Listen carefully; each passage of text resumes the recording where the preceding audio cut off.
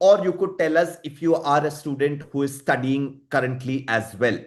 And I also went ahead and asked you to rate your own exposure to generative AI applications just to get a sense of what you have been doing lately with generative AI. Because as I can see on the poll as well, a lot of you, 92% of all of you, have gone ahead and used tools like ChatGPT and Claude, but very, very few of you have gone ahead, built real world AI automations and AI agents, and actually transformed a lot of processes with AI to improve efficiency in your own organizations. The intermediate and advanced, I see about 9% of people in total.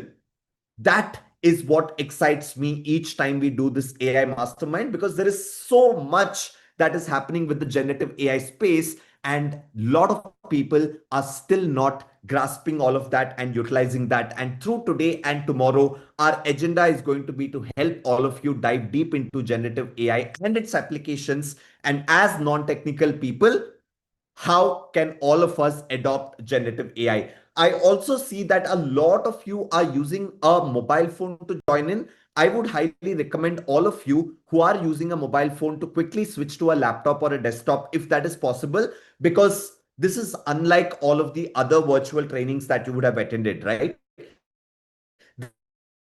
This is a long one. It's happening today and tomorrow. We are going to not only teach you, but we are also going to make you do a lot of things. So if you have a laptop or a desktop handy, it is going to be very, very useful and helpful for you to attend everything in the way we would want all of you to. And I would also recommend all of you to have a notebook and a pen handy so that as we move through the sessions, you can take notes along the way. But should we all get started? Drop in a ready on the chat if we can all get started.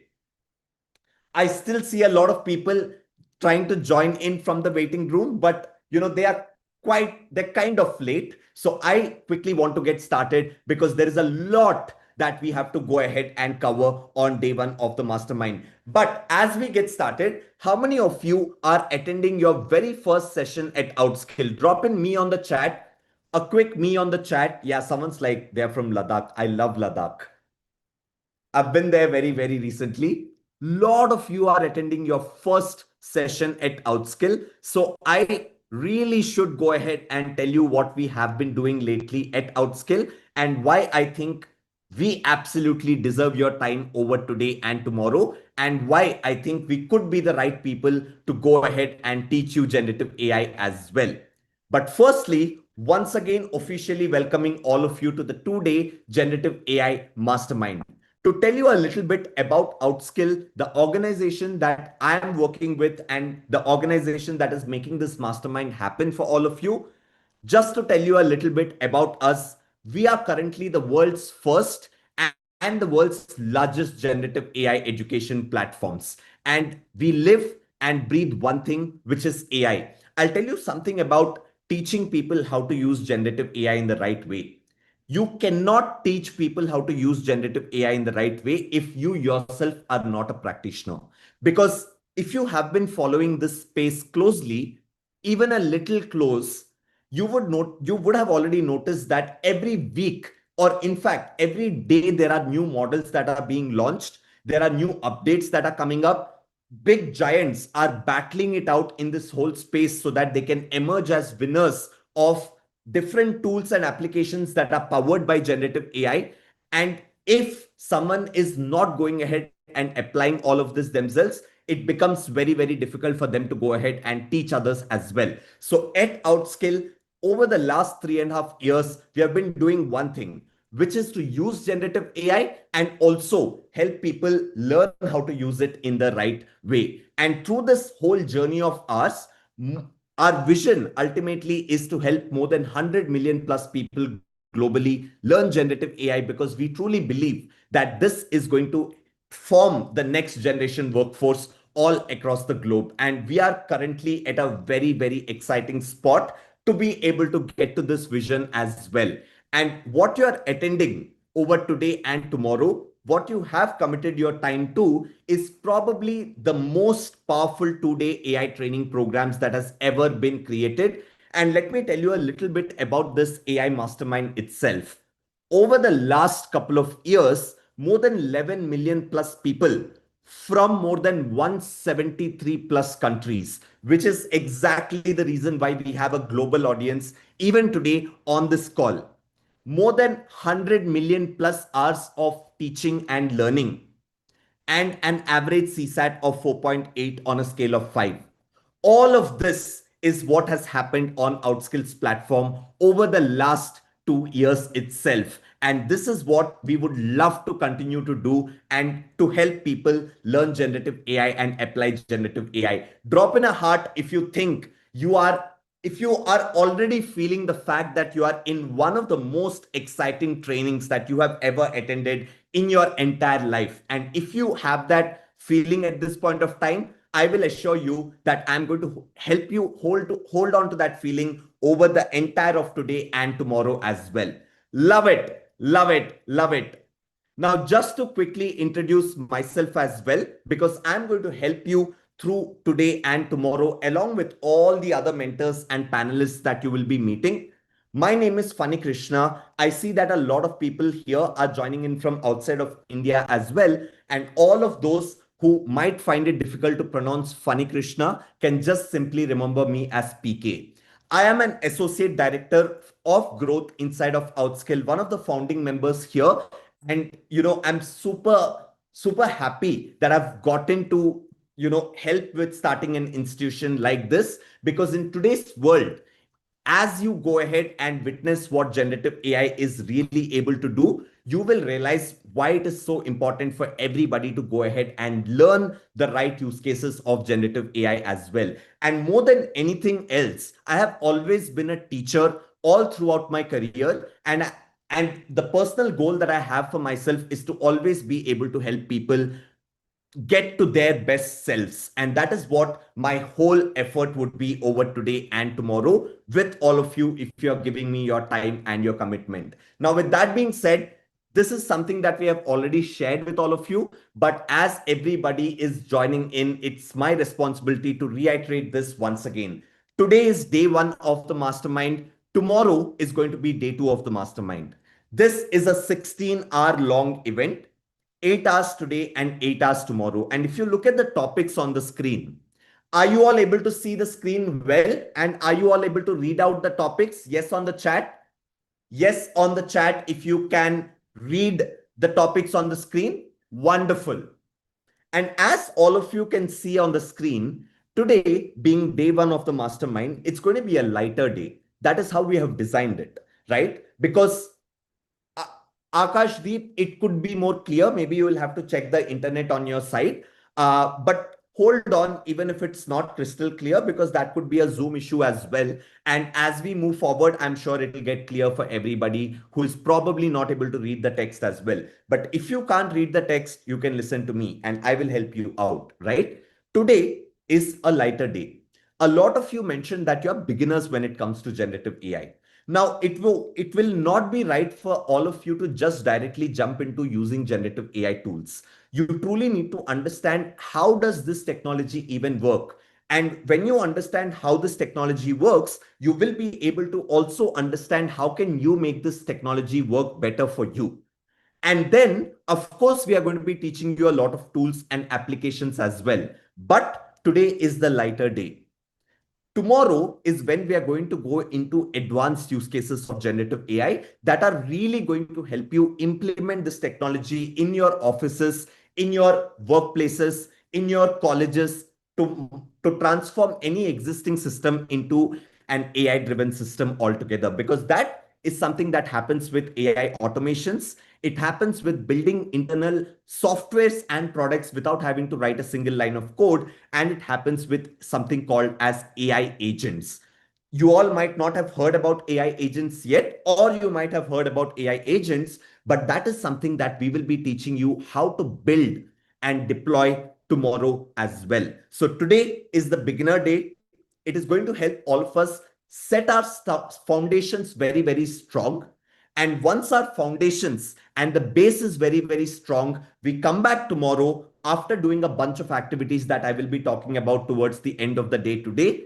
We come back tomorrow to get into the intermediate and advanced levels of building automations, agents, and everything around that. Drop in clear on the chat if this whole agenda is very, very clear to you. Drop in clear on the chat. And which day do you think is something that is exciting you? Which day of both the days is exciting you? I see a lot of people saying both.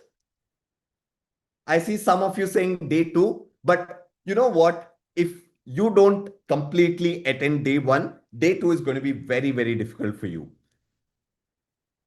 Yeah, someone's like they're from the medical field and they do not know how AI is going to help you all help them out. Well, let me tell you, there are thousands of people attending this whole session at this point of time, and I will share the poll results very, very soon. In fact, let me go ahead and do that right away. You will notice that there are people from different walks of life here. There are people, of course, from the medical industry, but there are also people from the marketing domain, from the data and tech domain, software engineers, product managers, designers, business owners, business leaders, HRs, finance, people from a lot of other backgrounds, people with a lot of multiple years of experience as well joining the session. And everybody would have only one question at this point of time, which is why I'm not asking all of you to drop in your questions yet on the chat as well.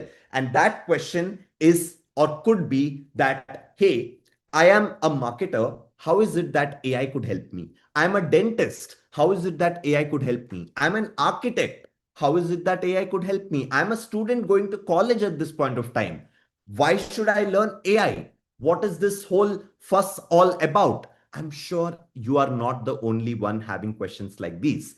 Everybody is having such questions, and we will clear those out by the end of today and by the end of tomorrow as well. By the end of today, you will get some clarity, and by the end of tomorrow, you will get all the clarity that we would want to give you. And through this entire training, we are also giving you a certificate, but this is a certificate that you will have to earn. Only the people who complete the whole AI mastermind until the end of tomorrow will be awarded this certificate, because we literally cannot give it to everybody who does not even complete it. I'll tell you one more fact.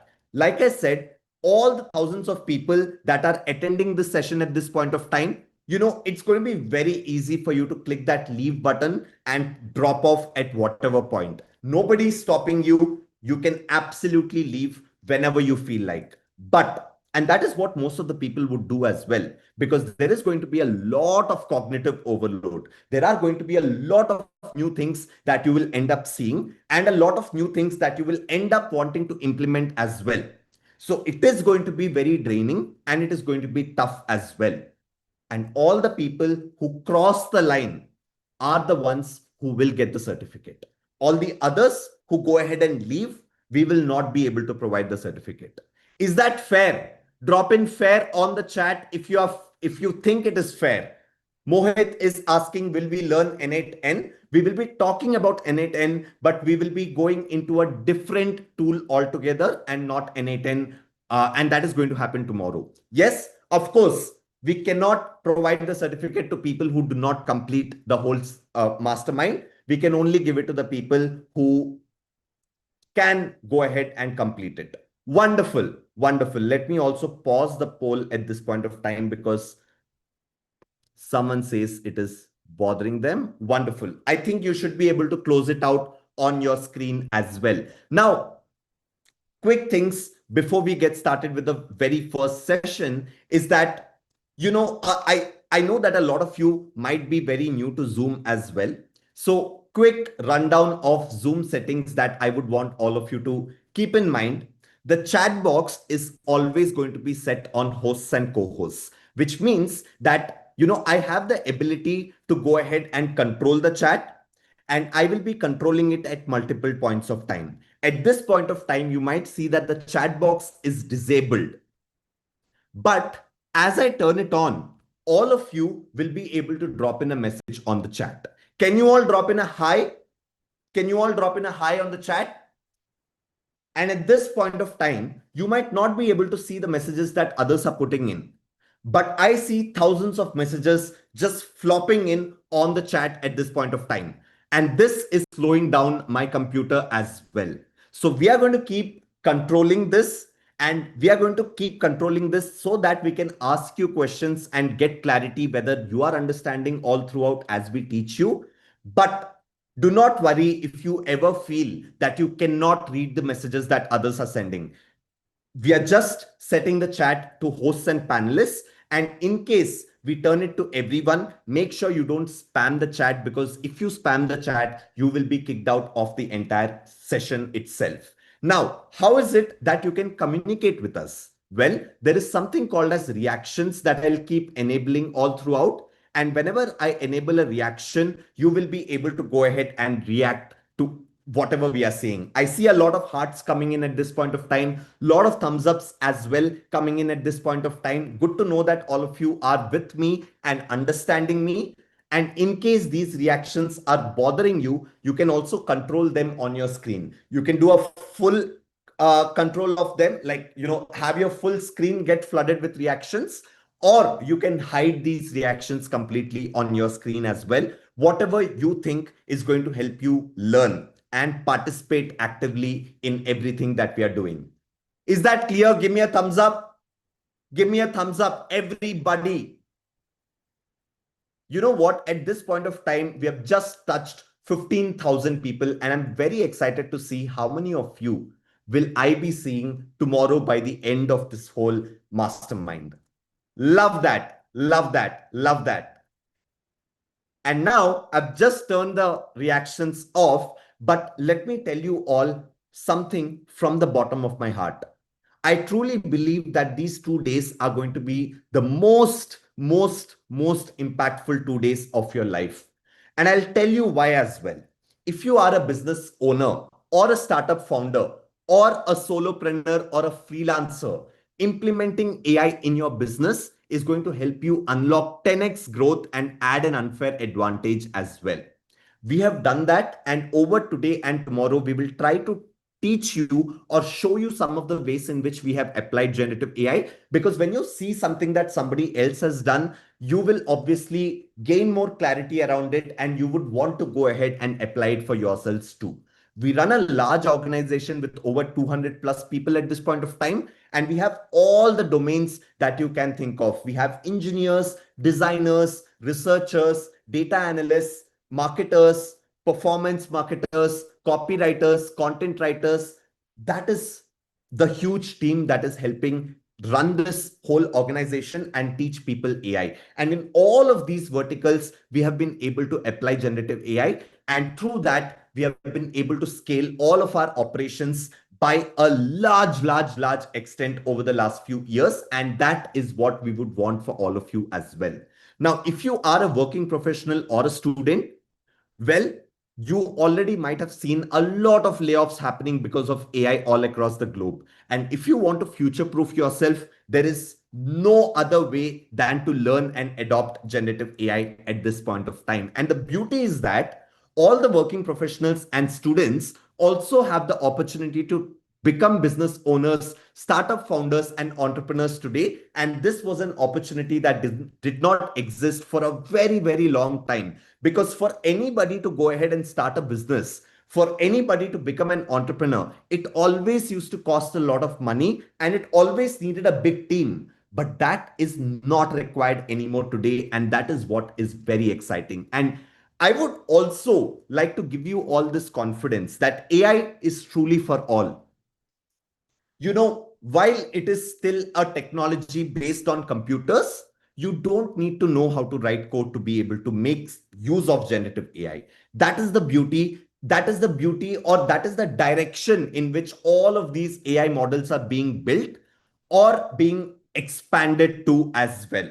So even if you are someone who has not done their computer science, does not know how to code, or you are someone who is 45 years plus or 50 years plus and think that you're not tech savvy, we are going to help everybody understand how you can personally start using generative AI as well. I'm sure all of you here want to win in this AI first world, but can I get a promise from all of you that as I am trying to give my 100%, All our mentors try to give their 100%. You will also give your 100% over today and tomorrow. Drop in a promise on the chat, and I would like to get started with that promise itself. And that's not a promise that you're making to any of us. That is a promise that you're making to yourself. 16 hours is not going to be easy. We are testing your stamina. And while testing your stamina, we are also trying to teach you all throughout.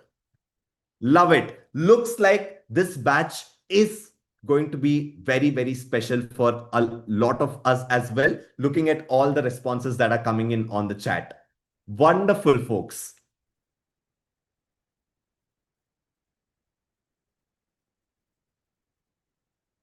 All right, all right, all right. With that being said, one quick disclaimer. Unfortunately, we will not be able to provide recordings to any of the sessions that happen here. You can only attend them live, and there are two reasons for that. One is purely a technical reason, which is because these are such long events that we are conducting, the platform cannot support us with a recording of it at all. So we will not be able to share recordings. And two, the way the whole experience is designed is that while we will be teaching you, we will also be making you do a lot of activities. And if you were to just watch the recordings, you could probably go to the YouTube and you will find thousands and thousands of recordings available out there. So all the people who probably might want to, ask about the recordings, please note that we will not be able to give the recordings. And if you like learning only by watching recordings, YouTube is the right platform, not a live session like the one that you're attending at this point of time.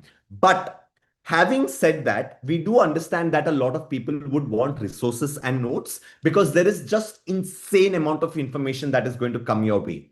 So we have very well designed resources that we will be sharing with you, but unfortunately, we will not be able to give recordings to any of the sessions. I hope that's clear for everyone. So make sure you're not missing out. We will be going slow and we will tune ourselves according to the pace that is suiting for all of you. But please give me a thumbs up if you're clear about the fact that there are not going to be any recordings whatsoever, unfortunately, because of tech reasons, and it's really not going to help anyone as well. All right, folks. All right. I'm loving how this is going today. Now, what I want to get started with is that I see that a lot of you are beginners. That is what I stated earlier as well. Now, before we start diving into the very first session, which is going to focus on foundations of AI models, prompt engineering, it's going to focus on a lot of generative AI tools, it's going to focus on AI agents as well. I really want to zoom out first because we are going to zoom in as we get started with the first session. In fact, we have someone from Microsoft coming in to take the first session as well. But before that happens, I want to zoom out and help all of you understand what generative AI is truly doing and how agentic AI is transforming the way we work. Because the question that a lot of you might have at this point of time is, I read a lot about what generative AI is doing, but I could not find anything that is purposeful for myself. It's very important for you to understand how it can help you. And over the course of the next 10 minutes, I want to give you that clarity. Because I see entrepreneurs, I see working professionals, I see entrepreneurs who are either running startups. Can you all, in fact, drop in on the chat as well? What is it that you professionally do as of today? What is it that you professionally do as of today? Yeah, when you say working professional, you can also put in which domain. I see a lot of people saying students, software developers, warehouse manager, love it. Okay, graphic designer, researcher, finance expert, chartered accountant, all right, content creator, love that, mechanical engineer, okay, psychologist, wonderful. There are literally people from different walks of life who have joined in.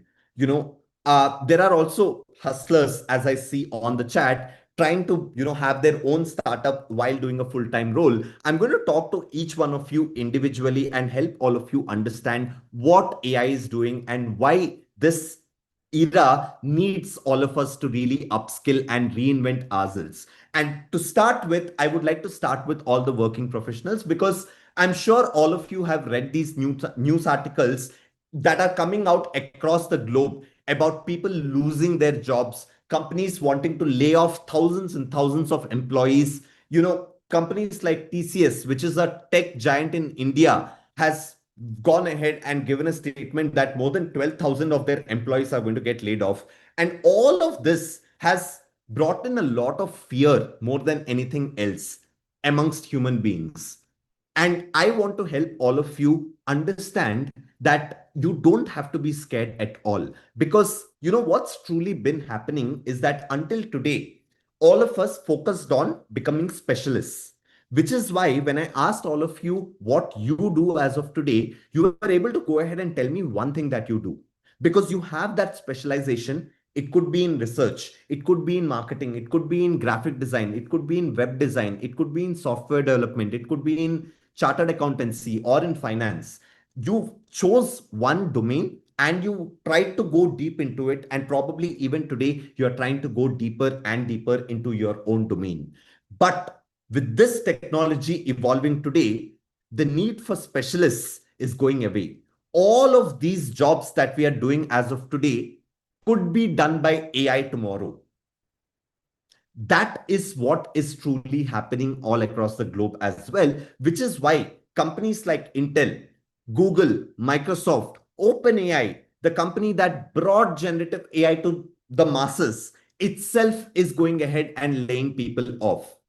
Why is that happening? And in fact, Microsoft recently put out this research paper as well that lists down most of the jobs that all of us do. I don't know if all of you are able to read what is written in the screenshot, and we will send it out as part of the resources towards the end as well. But economists, finance experts, researchers, customer support representatives, telephone operators. These are all the roles that we all have been doing. Marketing, market research analysts, public safety telecommunicators, right? All of these are the jobs that all of us have been doing until today. But a company like Microsoft has gone ahead and put out this research paper that over the next 2 years, all of these are the first few jobs or the job roles that AI agents could essentially take away. Now, you all might be like, funny, when you say AI could take them away, is ChatGPT going to take them away or is Claude going to take them away? No, absolutely not. Because there is something called as agentic AI that is also getting developed on the side. It's not there yet. It's not like perfect yet, but it is getting developed on the side. And the initial capabilities of the agentic technology, when we look at it, it's mind boggling. AI agents today are capable of doing 80% of the manual work that we do without us having to manually go ahead and review the work as well. Now, you might be like, funny, what are these AI agents? Like, should I subscribe to AI agents? Are companies building these AI agents? Well, absolutely not. AI agents are nothing but computer models that are built using agentic AI principles to perform tasks or automate workflows. And I'll tell you how these AI models and AI agents are actually trained and developed so that you get a sense, right? Think about human beings itself.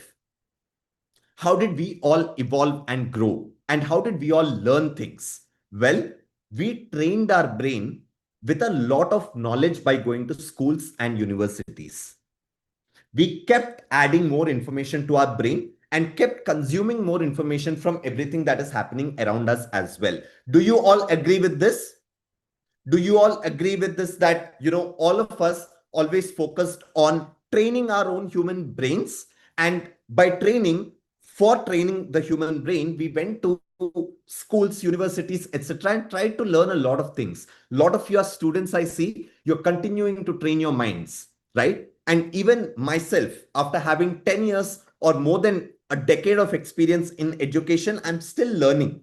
It's a continuous learning process for all of us human beings. Now, imagine this human brain being replaced with a computer.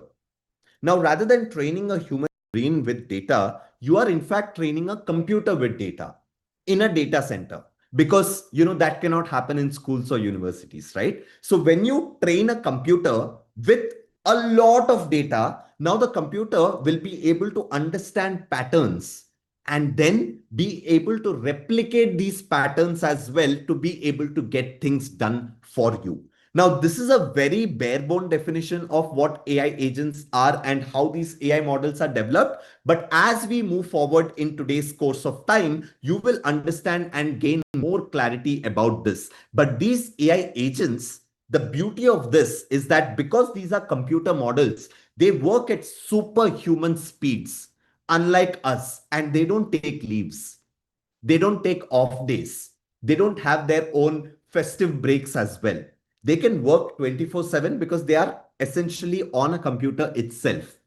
Now, while these AI agents are getting developed, and there are all these major companies that are trying to build this technology, because the companies that truly build this technology will be worth trillions of dollars probably. But while this is happening, there are also going to be rise of new jobs that will happen.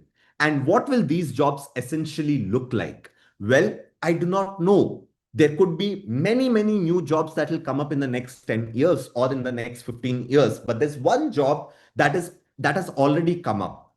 And this role is something that people like Vinod Khosla, if you don't know who he is, you should certainly go ahead and start listening to what he's saying. He has been one of the very first investors in OpenAI itself.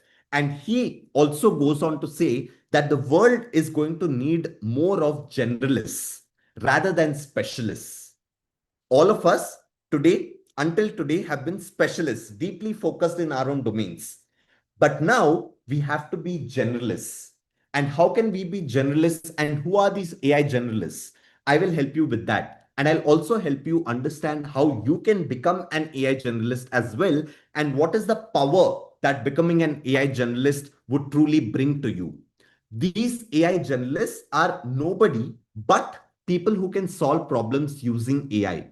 And an AI generalist is essentially someone who has a deep understanding of AI models, understands which model to use where, and also has the capability to build solutions and solve complex problems using AI. Now, how does this deep understanding of AI make somebody a generalist? Well, because if you look at the slide, until today, we are focused on being specialists and we went deep into one specific domain. For example, let's say we went deep into becoming techies. Today, what people like Vinod Khosla and companies are demanding from people is that they want people who are multi-skilled. So even if you are a software engineer, you should be able to solve a marketing problem. You should be able to probably go ahead and do a graphic design work. You should be able to do some data analysis on your own, or you should be able to do your own research rather than having another employee sitting and doing research for you while you sit and code. Are you all understanding what a generalist mindset is? It's not about looking at one specific domain. It is about being able to solve problems across multiple domains. And that is what AI is helping people do at this point of time. Which is why when you use ChatGPT and other such models, you would have realized that even if you are not able to write English very, very well, all that you need to do is type in a few words, copy that dump, and put it on ChatGPT. And ChatGPT takes the role of a copywriter and writes it in beautiful language for you. Now, it is that mindset of being able to use AI in the right way and solve problems across multiple domains that companies are seeking for. But you might be like, funny, is this the same case for people with different years of experience as well? Because if I already have more than 15 plus years of experience, how is a new technology going to affect me in any negative way? Well, I will open your eyes to that, right? Irrespective of who you are, you might be someone who has more than 20 years of work experience as well. Eventually, what is going to happen is that your company is going to demand for more AI generalists. Your company will also go ahead and probably put out a notice that we don't want people who are not using AI. And at that point of time, you, being a manager, will be required to hire other people who are using AI. And once you hire them, you have to manage them too. if you yourself don't know how to use AI in the right way, you could be one of the first few people whom your company would want to let go.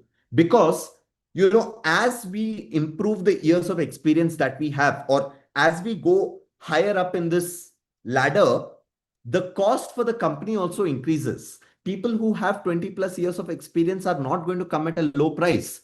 And hence, the company would want the highest efficiency from these people, if not anything else.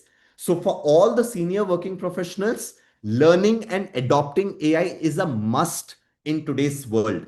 And people who are in their mid career, right, like 3 to 9 years of work experience, all of you would be the ones building AI solutions inside of your companies. For example, inside of Outskill, we have transformed a lot of our marketing processes to AI driven processes.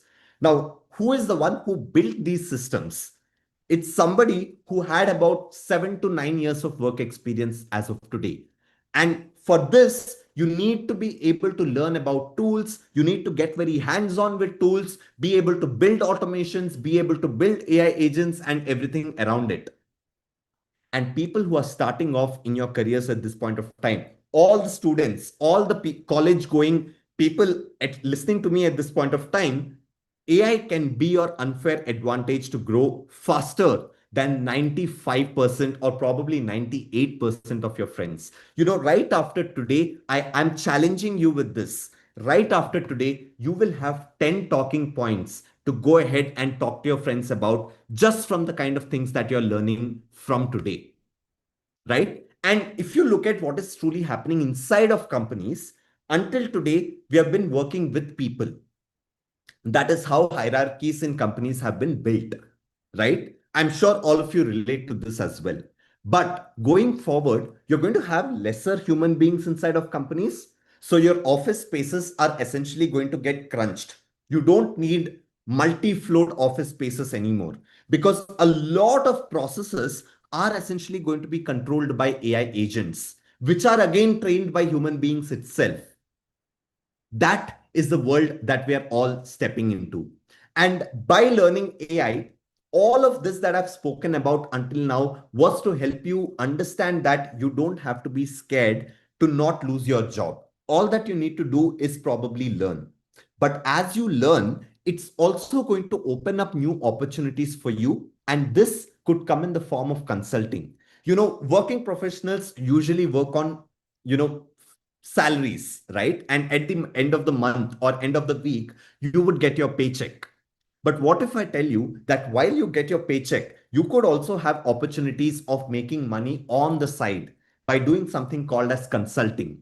A lot of people across the globe have already started doing this because, in the billions of population that we have across the world, there are only a few people who understand business very, very well and who are also learning AI.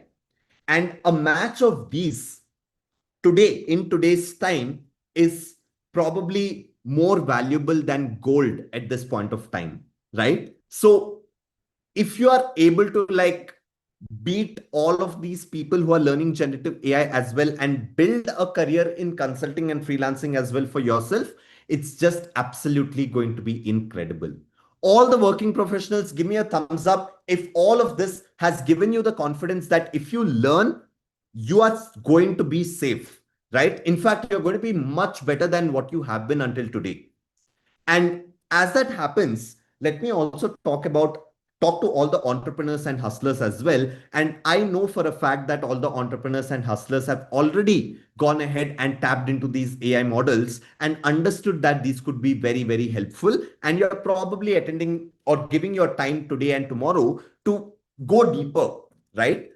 Because the future of teams, like we saw, is going to be less of human beings, more of robots or more of AI agents. And what does this mean? This means that we will have to make lesser payouts to people in general. And we will not have to deal with our employees coming and saying, oh my God, I'm not available. Oh my God, I'm not feeling well today. Can we push this project by 3 months? No, AI can do everything for you today. In fact, for people joining in from San Francisco or people who have gone to San Francisco, there are billboards like these that are being put up today which say, "Stop hiring human beings. The era of AI employees is here." And all of this happening across the globe truly tells us that there's never been a better time to be an entrepreneur. And this is something that not only the current entrepreneurs, even the working professionals should understand. Like I said, the working professionals and students also have an opportunity today to become an entrepreneur.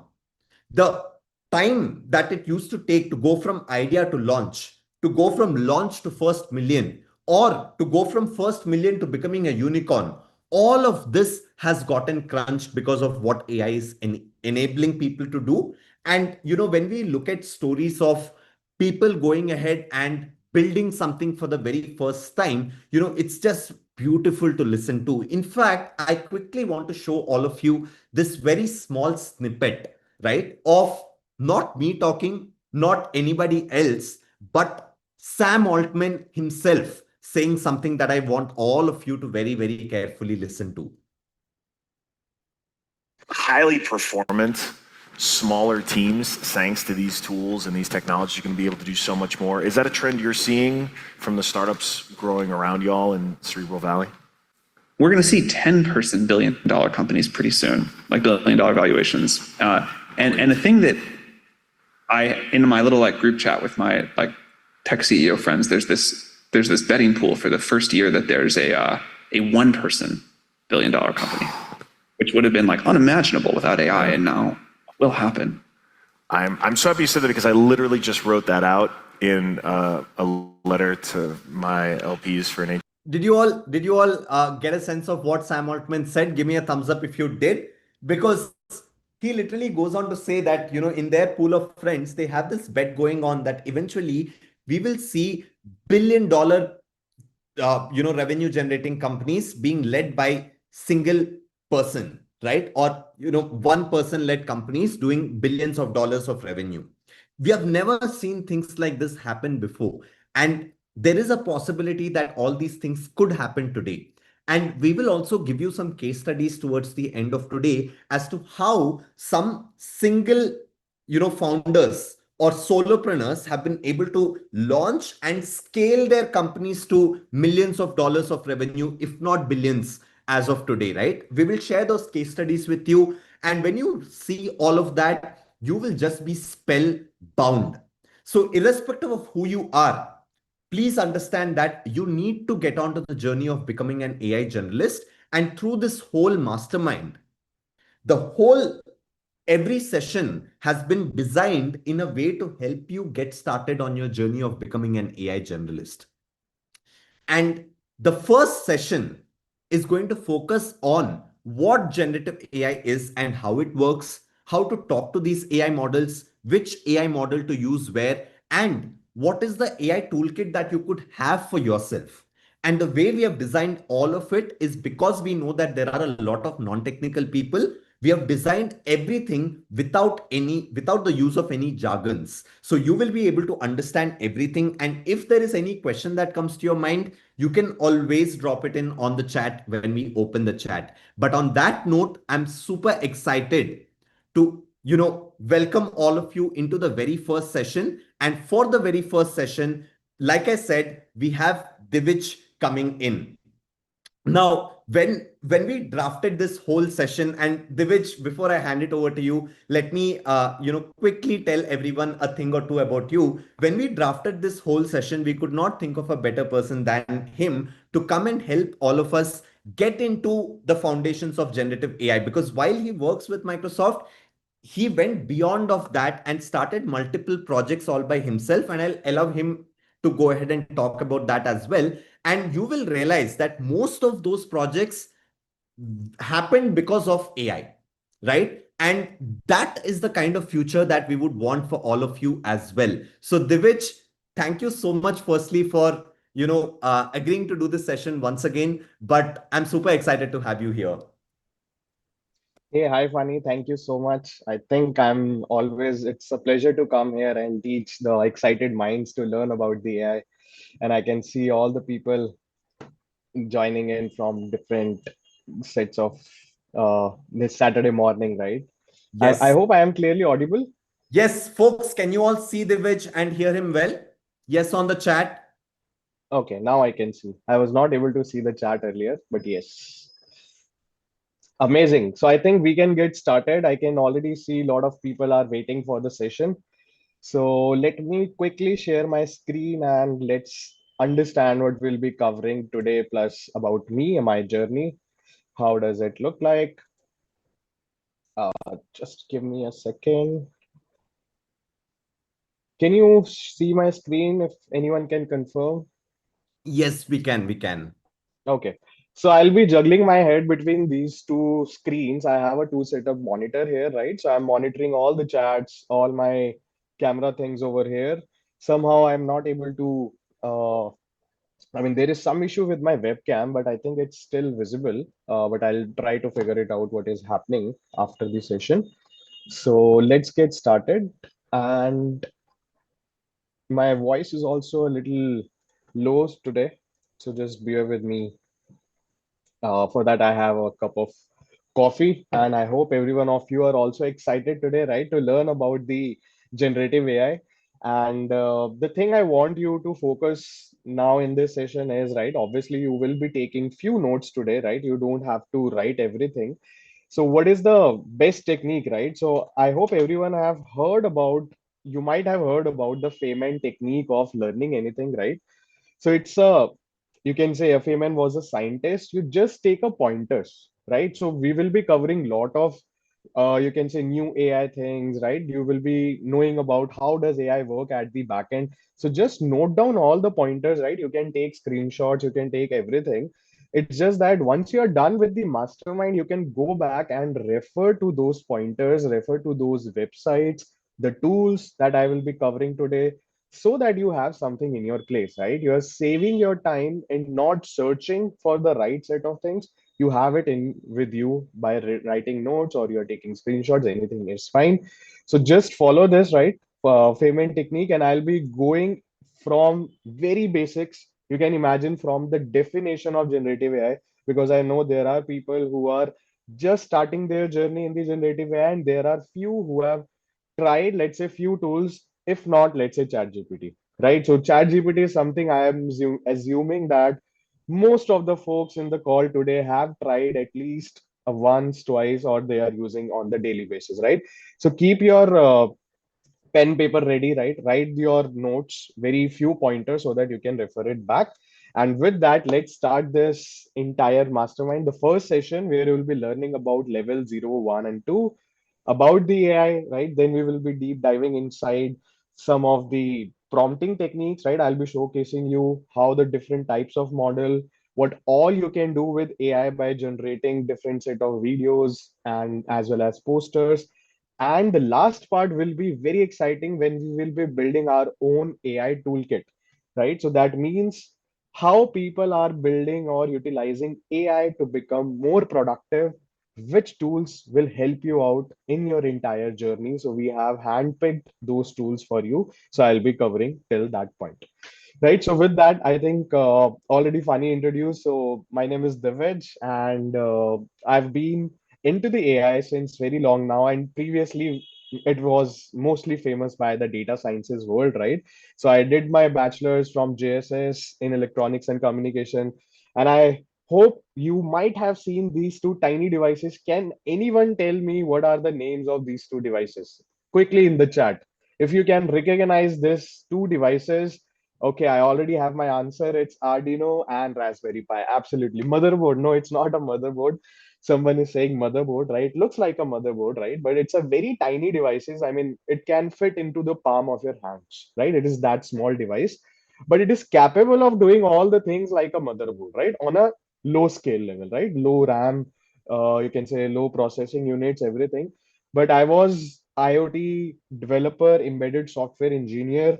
I worked at Air India for a very short stint of 11 months, right? As an embedded software engineer, I was working with their unit in the avionics department.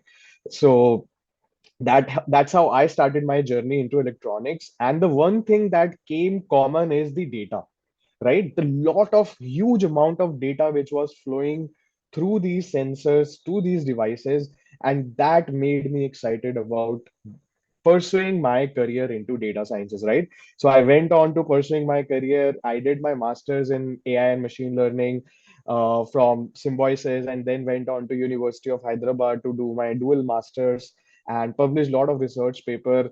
Made this AI bot, right? This Diva, right? This Diva was my first AI assistant when there was no, you can imagine, chat GPT or anything like that. It was back in 2018, and it was a talking assistant which was able to answer anything if you ask any question, if we have trained it on that particular point of data, right? So that is all about my journey, which is looks like in terms of the education. And then I started working at VMware as a data and applied scientist. Worked there for 2 years. It's a US based MNC company headquartered in Bangalore, and now it's part of a Broadcom.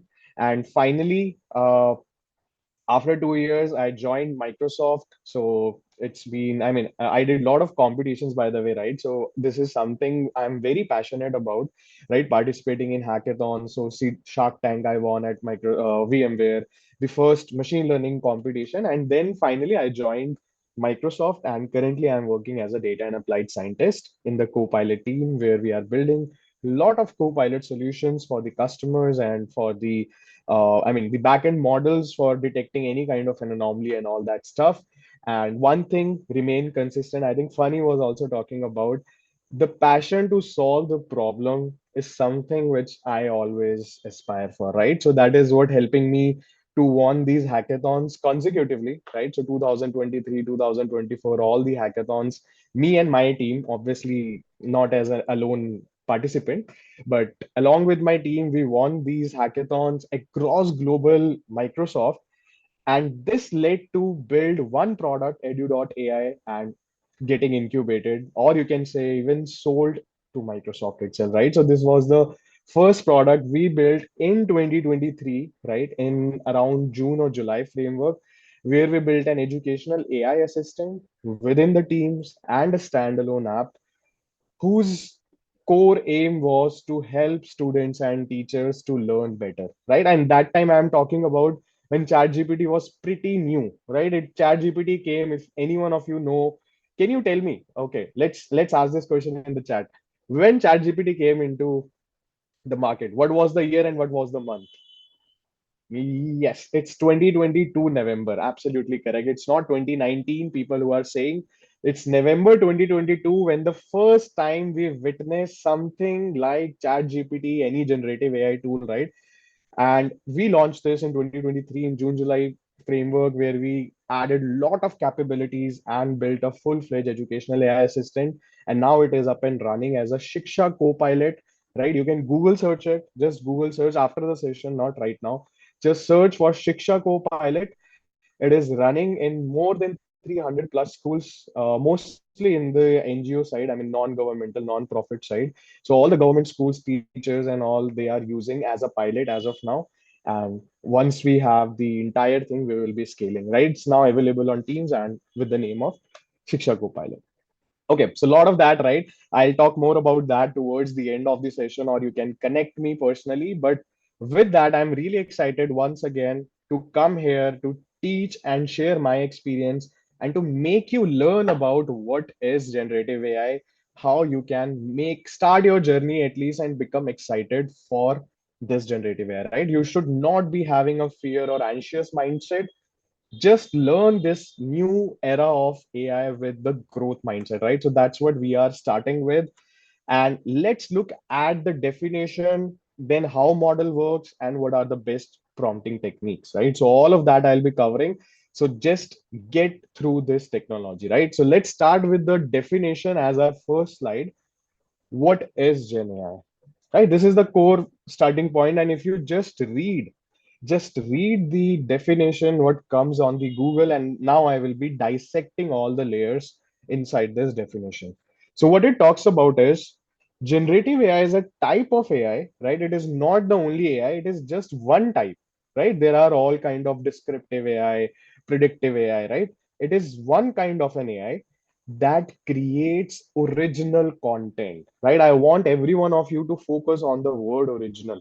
right? Such as text, images, and videos by learning the patterns.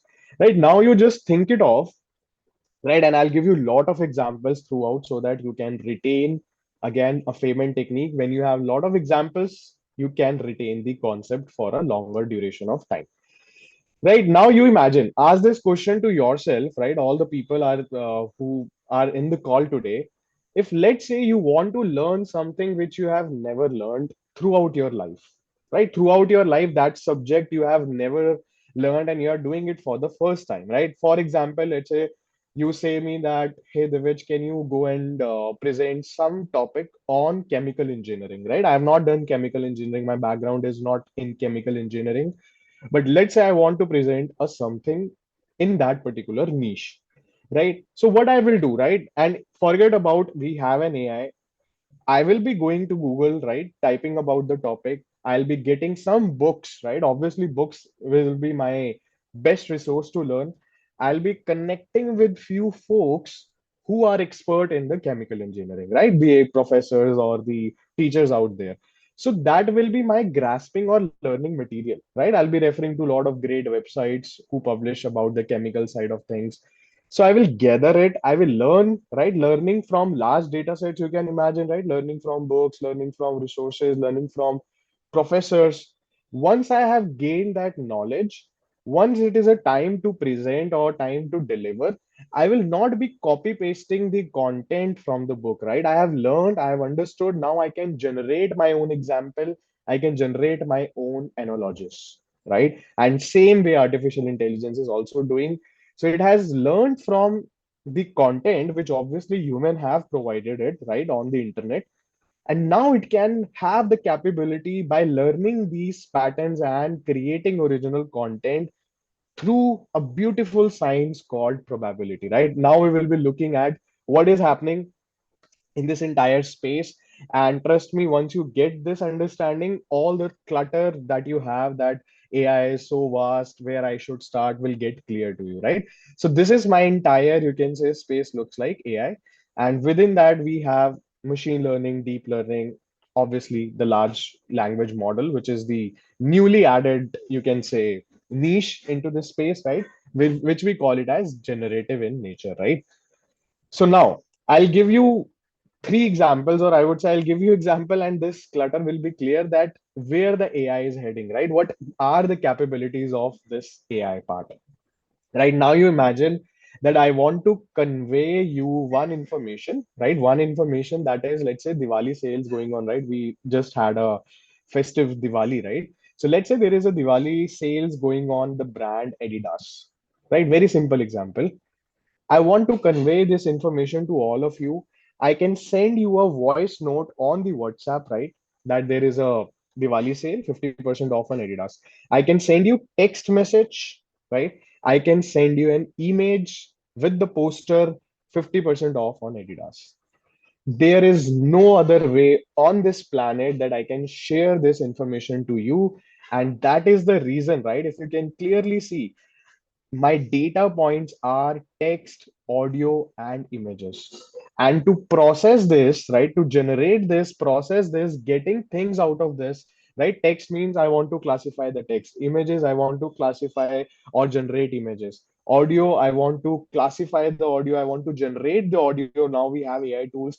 And all the AI tools in the market will be falling under any of these three or combination of these three. Nothing is beyond that. You can think it off. Just take 2 seconds, brainstorm it. There is no tool which is falling apart from these three data points. Only images, text, and audio. And that is where you also think what kind of an application you can build, right? So now machine learning was solving the problem with the structured side of things, right? Deep learning and these LLMs are mostly focused on these three: images, text, and audio. And these are the sciences where we build our application, right? So that people can understand this space and build their AI solutions to solve them faster. Right? I gave you example. That is how this space looks like. And the very small block which you're seeing, large language model, by the name itself, they are large in size. They are language models, means they understand the language of humans, right? They understand the natural language, which is the text part of it, right? Now let's see How does LLM work? What are the sciences behind, right? All of you use Chat GPT quite a lot now, right? Gemini or any other Claude LLM, right? All these come under the category of large language model, but how they actually work at the back end, right? And I want you to focus on these steps as these are only 5 steps. So if you get these 5 steps, going back, as Funny said, right, you will be going back and explaining these concepts to your peers, to anyone in your family or friends, right? So that you have that clarity that I know how this tech work at the back end of the things, right? And then we'll go in the application side of things, how we can generate our lot of what we can do with these LLMs, right? So let's understand first what is happening at the back end. Right, so it's a subset of generative AI which is primarily focused on my language task, right? It is only focusing on language task, no images, no audio, only text, right? So that is where the name suggests large language models. Now, let's see the magic. How does ChatGPT understand when I ask something to it, right? How it can comprehend, and we will dissect what is happening, right? So let's say I say that explain me about LLM, right? So all of you know if I just input this sentence, I will get something which is a technical definition, right? Technical definition of what is large language model, right? It is a, I'll explain you, right? All these process, but I got the output that it is a text based input, right? I mean the like the how human generate the text, it can generate using something called transformers, which is again a technical concept. Don't worry about it, but you got a very technical definition, right? You got a very technical definition here, the popular LLM examples and all that, what it can do, right? We all know it can generate, it can translate, it can summarize, but it's a very technical response. So what is happening at the backend now? You have to decipher it, right? You have to think from the black area, right? The black box, because you ask something, you get the output. But the question is how the model understand what I need to give the answer, right? If I have asked something like explain me 7 P's of marketing, it will have given me about that part, right? You all know we all are using chat GPT for quite a long now. So we know that whatever we ask, it go and give me the correct response 99% of times, right? I will take 1% that it can make mistakes. Even chat GPT mentioned that, even all LLM mentioned that it can make mistakes. So 99% times it gives me a correct answer. Now let's see what is happening in the backend of this particular tool, right? And I'll be taking example of large language model, but you can, I mean, I'm taking example of chat GPT, but any large language model works on the same principle, right? It doesn't matter that I'm explaining you with chat GPT, so chat GPT works like that. No, right? All my large language model works on the same principle, and it is just 5 step process. And we are already on my step one, which is tokenization, right? What is happening at the backend? Let's understand all 5 steps. Step one, tokenization, right? Or tokenize, you can call it anything.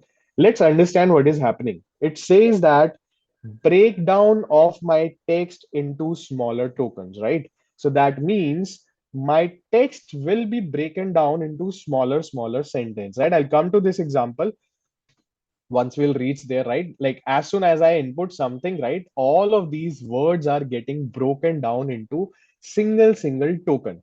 Now what you have to do is you have to ask why and how on each and every slide, right? I don't want you to just give you the definition. I want you to understand the mathematics, or you can say the crux of this tokenization, right? Let me show you very quickly, right? If I just type hi, we all are learning Gen AI. Right, I'm just typing in we all are learning Gen AI. It is showing me that it is 7 tokens, right? The each and every word in my sentence is a single token. Now you tell me, I'll ask you 2 questions and you will be clear with this concept.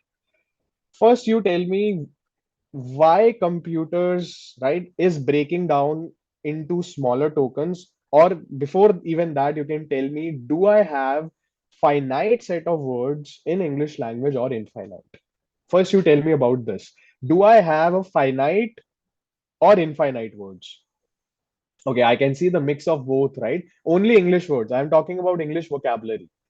Finite, finite. Okay, most of the folks are correct here, which is saying finite, right? All the people who are saying infinite, just think it of an English dictionary in front of you, right? That thick Oxford dictionary that we used to have in our childhood, that Oxford dictionary, which starts from A go till Z, right? So it's a finite set of words, right? So if you just do a Google search, it is something around 1,30,000 words in English language, right? It's just a Google stats that right now we have approximately 1,30,000 vocabulary words, which is still a finite, right? Unless I mean, we all as a human know around 20 to 30,000 vocabulary words, but total words are 1,30,000, right? This is the Google stats. Unless we are Shashi Tharoor, right? Shashi Tharoor has its own vocabulary words, which we all don't know, right? So that is something we know that these are finite set, right? So why model is breaking down into tokens that you need to understand? Because for the model or the language of computer, if you have heard in your basics, right, in your high level, is numbers. Computers understand numbers, right? They don't understand text. The language of any computers, any mathematical model is numbers. They understand numeric things, right? So model is not looking at your English text. Model is looking at your this tokens, and that is where the term tokenization comes in, right? These are my token IDs. That means high is represented with 12194, V is represented with 581, and so on, right? So I can have a finite set of words. If every year new words get added to my dictionary, that is also we remaining finite only, right? Let's say today is 1,30,000 words. You say that next year 10 words get added into our dictionary. So what, right? It will be 1,30,000 plus 10, right? So it will be still a finite. So all my words are computed via tokens. Model is breaking down, or you can simply say that whenever you ask something, model will go and bring the relevant token IDs at the backend, right? This is my step one. I've not talked about how the meaning is coming into the picture and so on. This means simply whenever you ask something, the job of tokenization is bring the token ID for explain, bring the token ID for me, bring the token ID for about, and bring the token ID about LLM. So all of that is the first step, tokenization. Why? Because model understand numbers, right? The language of computers is number. We have finite set of words in English language. Plus, now you just think it off. I'll ask again one follow-up question and you will be clear. How many sentences I can make from these words? Is it finite or infinite? How many sentences I can make from these 1,30,000 words? It will be infinite, right? Yes, now it will be infinite. How many sentences I can make from these words? Infinite, right? All my words, all my text out there on the internet is the permutation and combination of these words only, right? So that is the first step, tokenization, breaking down of my words into smaller tokens. Second step, right? Now we are coming to our second step, meaning, right? How the meaning is, yes, we are coming to meaning now, right? Model has learned everything that is present on the internet, right? While training we call it as model has seen all the examples, all the text on the internet. That means model was learning the pattern inside the text, and that is being done via embedding model, right? Embedding model, let's again visualize. I'll show you all the things visually so that you can understand, right? So these are all my words now. You can imagine these are all my words in English language. Right now, we are plotting 10,000 words. If I search Apple, right? So what is happening at the back end? Model has seen that all these words are being associated with the word Apple, right? The Macintosh, Microsoft, OS, IBM, right? If I just zoom in a bit, I can see something Apple juice, right? Apple wine, all of that. Why? Because when the training was happening, the different sentences model have seen, model saw that Apple was associated with these words. Right. Similarly, I give you one more example. Let's say democratic. Right. You can see democracy, socialist, party, communist. So all these words now got a meaning while training on the large amount of data sets, very large amount of data sets, which is all the internet. And model has learned these patterns via embedding, whose job is to convert or bring the numerical vector representation, right? They are very high in dimension. You can see for this particular model, it is 200 dimensions. 200 dimension means it's a series of 200 numbers like this: 0.13, 0.24, 0.9. How long is that string? It is 200 dimensions for this particular word to vec model, right? Now, chat GPT can be as long as 2048 dimensions. That means 2000 dimensions. That is the scale of what we are right now witnessing all these words, right? So now I'll give you one example, and I think this will be very much clear how the model is understanding the context out of it, right? So if I say I am eating a delicious apple as my first sentence, and second sentence, I am using an Apple iPhone, right? So model has learned that there is two kind of apples. One is the fruit apple, one is the brand apple, because it has seen these articles while training, right? The words like apple juice, the calories of apple, right? Now you can imagine, right? Calories in apple. If I just type this, right? Think logically. Because everything, if you think from first principle logically, you will be understanding everything. Don't go into memorizing anything. Think logical. If I just type calories in apple, all the articles which I will get here will be talking about the fruit apple. Do you think it will ever be talking about the brand Apple if I just type calories in Apple? The answer is no, right? If I type market size of Apple, market size of Apple, right? It is talking about the growth or the Apple brand. It can be both, right? It can be the market size of Apple. So that is how model needs to understand what words are associated with what particular thing, right? And now if I want to confuse the model, right? I like Apple, right? This is how you are doing it live. I like Apple. Now model doesn't know which Apple embedding I need to bring in, right? Because Apple can be fruit and Apple can be a brand as well. I have not mentioned anything, right? There are no associated words which can talk about that. And the model itself says that that's awesome. Are you a fan of their products like iPhone, MacBook, or something else, right? So it is something else means fruit also. Anything can be there. So model is now confused which Apple you are talking about. And that is how the model have learned everything via embedding models, right? So the job of embedding model is to bring the relevant this numerical vector of an associated word, which it has already been trained while training, right? So now meaning comes into my picture because it has seen all the text. That's what we assume while dealing with large language models, right? So my first step is done. Second step is to whatever token or the words that I have used, break or bring the numerical vector, which is very large in size, right? Very large, up to 200 dimension or 2000 dimensions. And finally, the last step on the input, right? This is the last step on the input side, which is the self attention, right? What do you mean by self attention? Though it's a mathematical concept, but I will not go into any maths, right? Since we are learning for from the first principles. So I asked this question, right? Explain me about LLM. It gave me a technical definition, right? It gave me a technical definition. But now if I just do the same thing, right? Same query, explain me LLM as if I am 5 year old. Right? So what is happening now, right? Model has given more attention to this particular line, right? Same question, explain me LLM, but I don't want a technical definition. I want you to explain me as if I'm a 5 year old. So model has given more importance to this part. And now you can see, right? The definition is, imagine you have a super smart robot friend who loves reading books, stories, listening to everything that people say. The robot remembers all that information, and LLM is like that robot brain.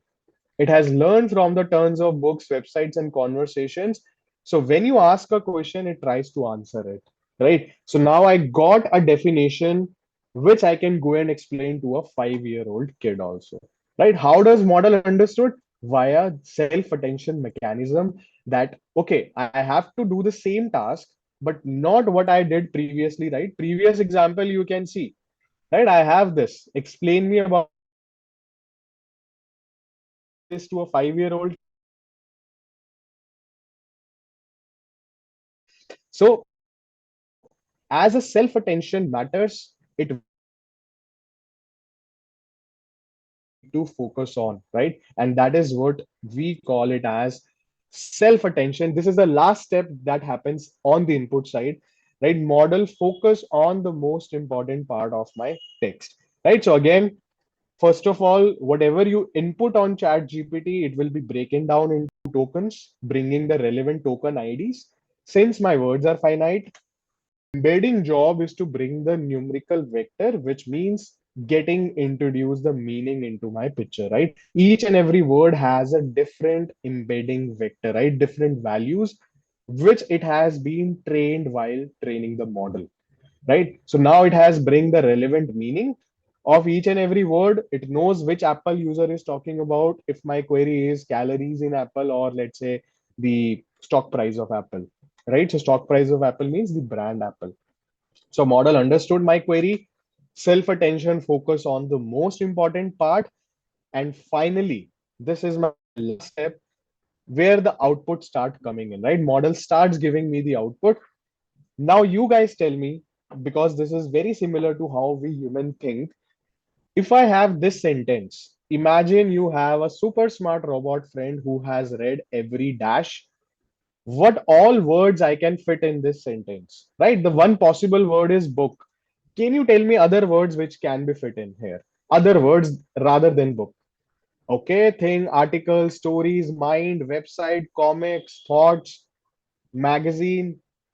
Great, right? This is what I wanted to have. Right? Absolutely correct, right? WhatsApp. Who has read every WhatsApp? Perfect, right?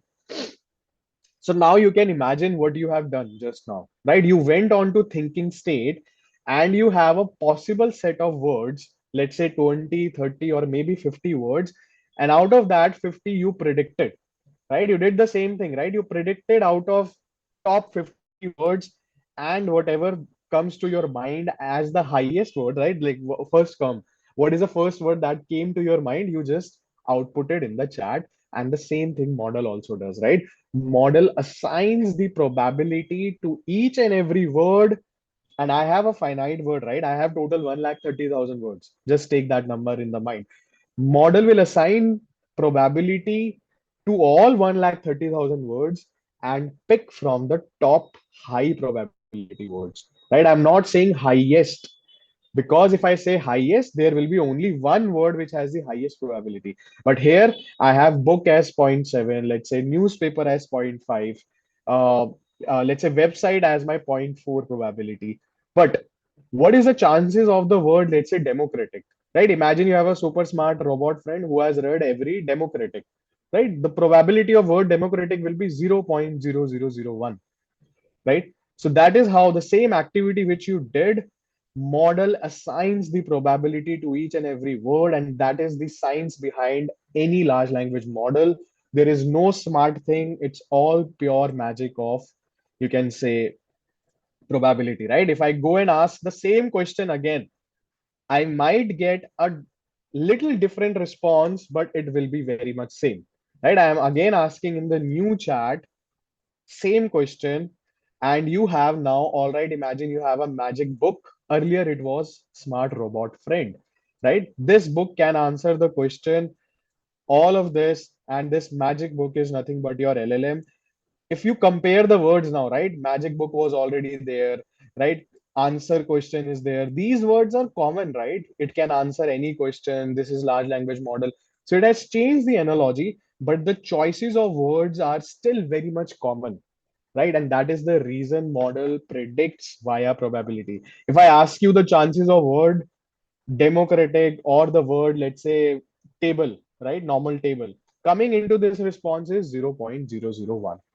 That is how the model thinks. You ask 10 times, it will give you a similar response, because ultimately it's the probability what it is happening. right? If I change my query, what is the difference between China and India governance? The chances of word democratic coming into my response will be high, right? Maybe 0.5, right? What is the difference between the chances of word democratic when I ask this question, difference between India and China governance is high compared to if I ask in this particular thing, right? So that is how my model works. And finally, it will be done till I get my entire response back, right? That means it will be predicting one word at a time until I get my entire response back. And this is how any large language model works, starting from tokenization, getting the meaning of the words, focusing on what input is most important, and finally predicting one token at a time by assigning the probability to each and every word and picking from the top high probability words, right? Not the highest, high probability words. It can be anything, right? It can be books, it can be mind, it can be newspaper, whatever the top words can be there, which you did right now. And finally, it will generate our response till the time my model gives me or completes its output, right? This is one token at a time. So one prediction, second prediction, third prediction, fourth prediction. So it will keep on doing till I get my full response back. And that is how any large language model works at the backend. Now, question to everyone. How you guys find it now? It was easy to understand. Is it understood how Gen AI or how any large language model works?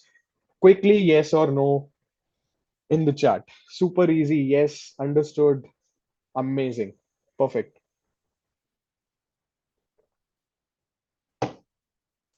Perfect, right? So now you understand how does the model work. Now that brings us to our second thing inside the LLM, how to get better response, right? How to get better responses, how to generate good output from these models. As you know, it's now a magic of probability. So how we can do that, right? How we should talk to these models, what are the best strategies to get the best output from that. And that is the whole science. You might have heard this term prompt engineering, right? The art of writing good instruction to these models is nothing but prompt engineering, right? And there are tons of prompting techniques. I mean, I can spend entire 3 hours in going into different prompting techniques, right? But they are quite similar. I mean, some are quite different, but ultimately it is working on the same principles. That means how good and structured, I mean, how good and well structured prompt you can write into your input, right? Because that is how your output is dependent on. So there are a lot of prompting techniques: zero shots, few shots, chain of thoughts prompting, tree of thoughts, very powerful, right? I published my research paper on tree of thoughts prompting very recently, right? You'll be able to find it on LinkedIn, right? It got accepted, my paper got published. So very powerful techniques. But as we said, right, as I said, if I go into deep of each one of them, it will take entire 3 hours. I'll give you one technique that works best in 95% of the cases, right? That we call it as magic prompt formula. And for another technique, right, all the other techniques, I will share you a resource in the chat so that you can refer it, right? I'll give you example of this magic prompt formula, which works quite well for 95% of the task. And for the remaining, I'll share it with you. Right. For example, let's take and understand with the example the how the magic prompt or how does the instruction matters, right? Our task is simple. We have to get an email to invite our 10K subscribers to this workshop, right? Let's see practically, right? How does the input changes the output? So if I just type a simple task, draft an email to invite my 10K subscribers, though I have more than 30, right? So I'm just taking examples, right? Let's say I want to invite my 10K subscribers for Gen AI workshop. Simple.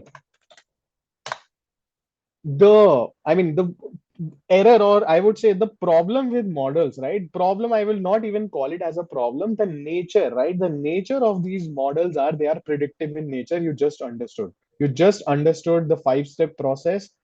If I ask something, Model is predicting based on the probability, right? I got a subject, I got this workshop, what you will attend, what you will learn, how to register, and this part. How much will you rate this email?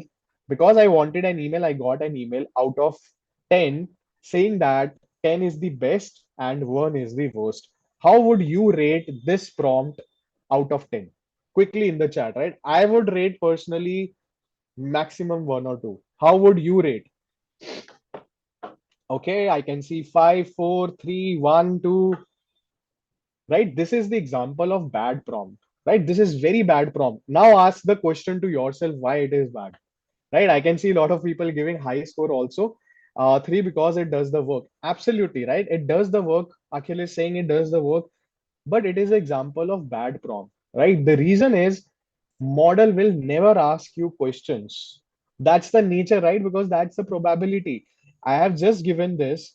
Model have not clarified that, hey, Divij, you want to invite 10K subscribers, but can you tell me the date when this workshop is happening? Can you tell me what all tools we will be covering in Gen AI, right? Because Gen AI is so vast, right? If this workshop is 2 hours, what is the duration of this workshop? No question, nothing, right? It has given me and it has just inserted a placeholders, right? Time you can input, duration, platform. Still good. Okay, I can take 2 or 3, right? I also myself given 2, but it has not asked me anything, right? Why to attend, right? What topics we will be covering? Nothing. Who is this workshop for? First of all, right? I am organizing this workshop. Is it for engineers? Is it for marketeers? Is it for generalist AI, right? What we are targeting? Nothing it can ask me, or it doesn't ask me any follow up. It will start giving me the output. That is the example of how the model works at the back end, right? It's a probability. But what if now the magic prompt formula, right, which has a structure to it, right? What does the magic prompt formula looks like? It has this kind of a structure to it, which I'll be doing a live demo. It should have your context, task, all the placeholder. And now if I go and do it live, right, I already output in very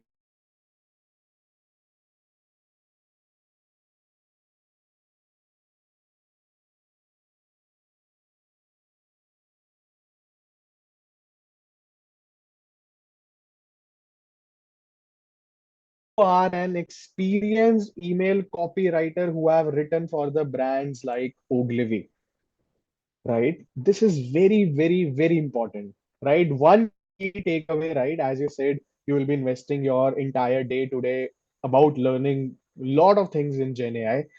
The first and the foremost thing I want you to take a note is always start your prompt with defining the role for the that particular email. Just think of if I want to get learning how to write best email copywriting, I would have done the same thing, right? Just a second. Right? I would have done the same thing, right? Best email copywriting tips, tricks. Let's say I am in the 2018. I don't have any large language model. I don't have any chat GPT. I would have searched on the internet. I got these articles, right? By WordStream, by Ogilvy, by McKinsey, MailModo, 8 best email tips, HubSpot, right? What are the 7+ best ways to write an email to any person or any company? Same thing I am doing it, right? You know now chat GPT or any other LLM has been trained on everything on the internet. So it might be a chance that all these big brands have written some good blogs on email copywriting, right? So role definition, right? You are my startup buddy, you are my health fitness coach, you are my mentor. Anything you can do, you just start with your role and then your context, right? This is all the context, right? Who is this workshop for? We have all the audience which is 25 plus. We are targeting all the product folks, right? Marketing, tech, design, how the workshop will be helpful for them. Talk about the interesting things, that the hacks and the tools, right? And we have entire context dump into my prompt. Now it is knowing what is the main purpose of this workshop. It has the good catch hack, right? Or you can say hook, right? We are thrilled for the 2 day mastermind. We have, let's say, web of names coming in, right? Who, why you should join, right? For designing a well structured output compared to my previous response via this magic prompt formula, which talks about getting the role, the context, right? The starting with the role, then the one liner task, the instruction or context, and anything else you model, right? That is how my any good prompting technique works, and we call it as magic prompt formula. So always start with role, task, context, instructions, or format, how you want the format to be coming in. These are your mandatory things, right? And for the remaining of the things, right, remaining techniques, because there are plenty of them, I told you I'll share you one guide in the chat so that you can refer it. uh, Prompt guide AI, so that you can refer or you have at least one resource specifically for looking at different prompting techniques, right? These are also very powerful: chain of thoughts, tree of thoughts, right? As I told you, right, we published one new research paper using tree of thoughts for anomaly detection, and these are all backed by a great researcher, right? This is not something coming out of the blue. These are all backed by Google DeepMind. All the researchers have published, so it's a very good resource, right? Just learn 4 or 5, max 6 prompting techniques. I'll just share it in the chat for everyone so that you can refer it later, not right now, right? So let me quickly post. Uh, I think it is by default host and panelist. Maybe Funny can share. I've just shared it, right? So Yeah, this is, yeah, Funny can, you can share to everyone, right? This is how we are learning now. It is the two techniques, right? I mean, how the LLM works at the back end, and we have already seen the first prompting technique, which is a magic prompt formula. That is how to deal with this model better, right? So this is how, now on a very high level, we know the 5 step process and how to deal with these models by writing a quick set of instructions, right? The magic prompt formula: role, context, task, as well as your instructions. Now, again, we are going into the third phase of our understanding, right? So dealing with the model is fine, but next question which I usually face is which model to choose when. There are tons of models, right? You have all these major large language model, you can say companies or players, right? You might have heard about ChatGPT, Claude, Gemini, Copilot, which is coming from the Microsoft, right? Grok from the XAI, right? All these companies, and you have lot of these models, right? The best thing that ChatGPT did is removed all the models and came up with a single model GPT-5 with thinking mode and the other modes. Earlier, it was very much confusing for the user. You have GPT-4o, you have O Mini, you have O3. So you have all these models which are, I mean, given by these companies, but which model to choose for which task, right? That is what we will be discussing now. But before that, can you guess how many large language model out there in this world right now? Right? I'll do a live check in front of you. But how many models? Only large language model. Only large language model. No images, no audio, nothing.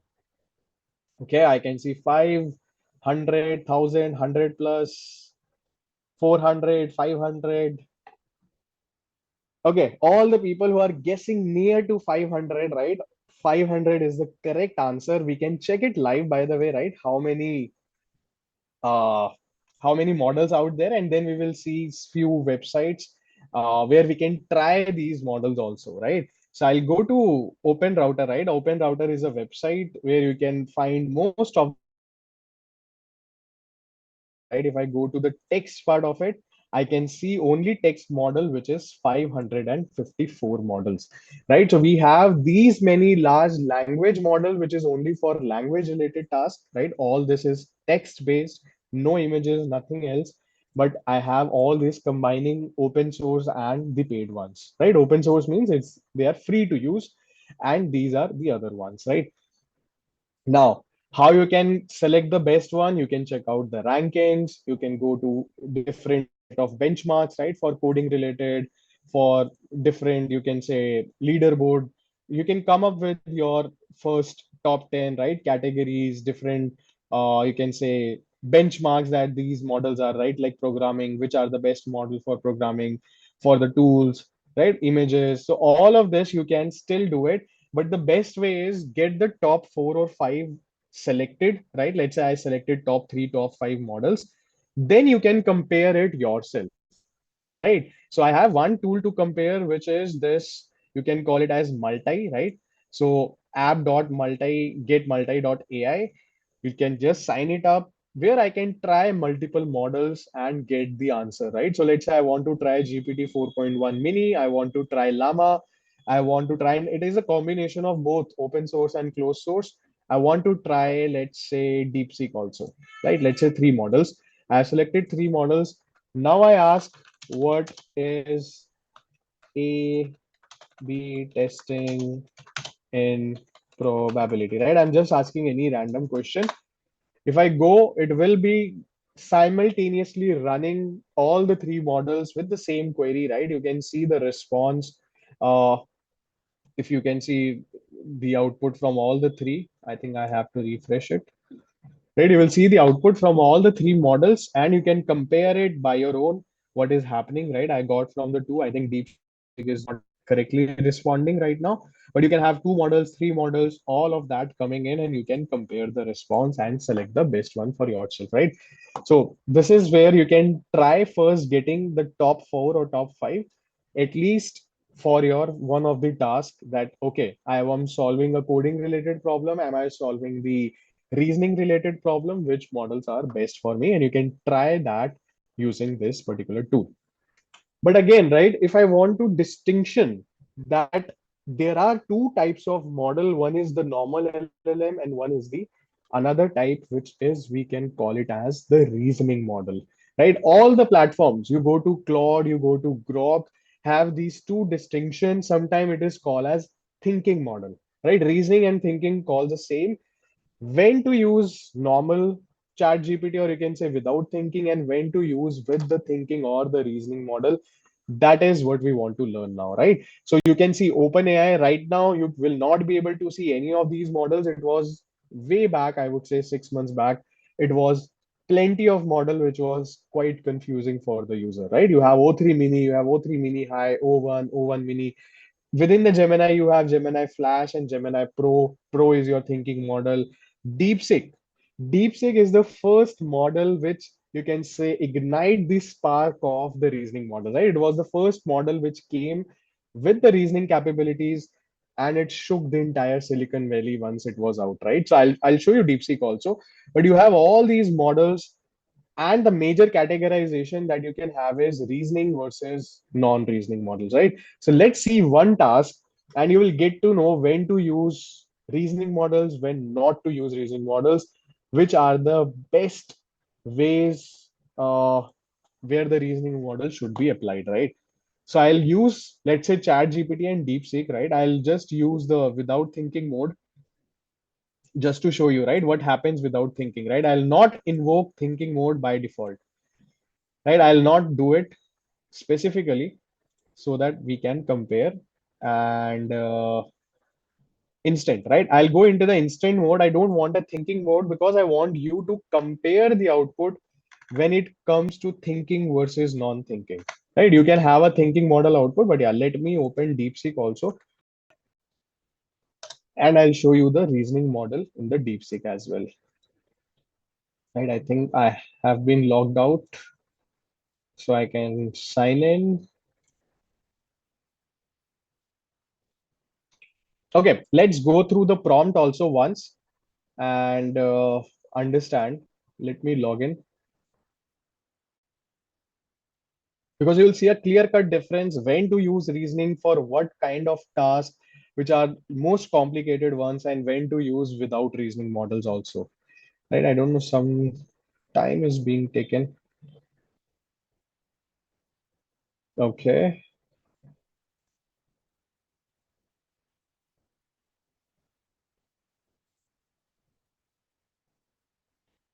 Perfect. Right, same query I will type in here also, and I'll go with you step by step what was my input query over here also, right? So let me post it, same query, and we will see the output in DeepSeek. First, let's cover on the chat GPT, right? So I'll just put it here, and let's see and understand the kind of question or input that I want to ask, why it is well suited for reasoning task, right? So let's go one by one. I have rupees 10,000 to invest along with laptop internet for 30 days, right? This is my first constraint that I have given to the model, that I have only 10,000 rupees. I have a laptop and internet for 30 days. I want to start a home based business that operates entirely online without me requiring to step outside. Second constraint, right? It should be home based only.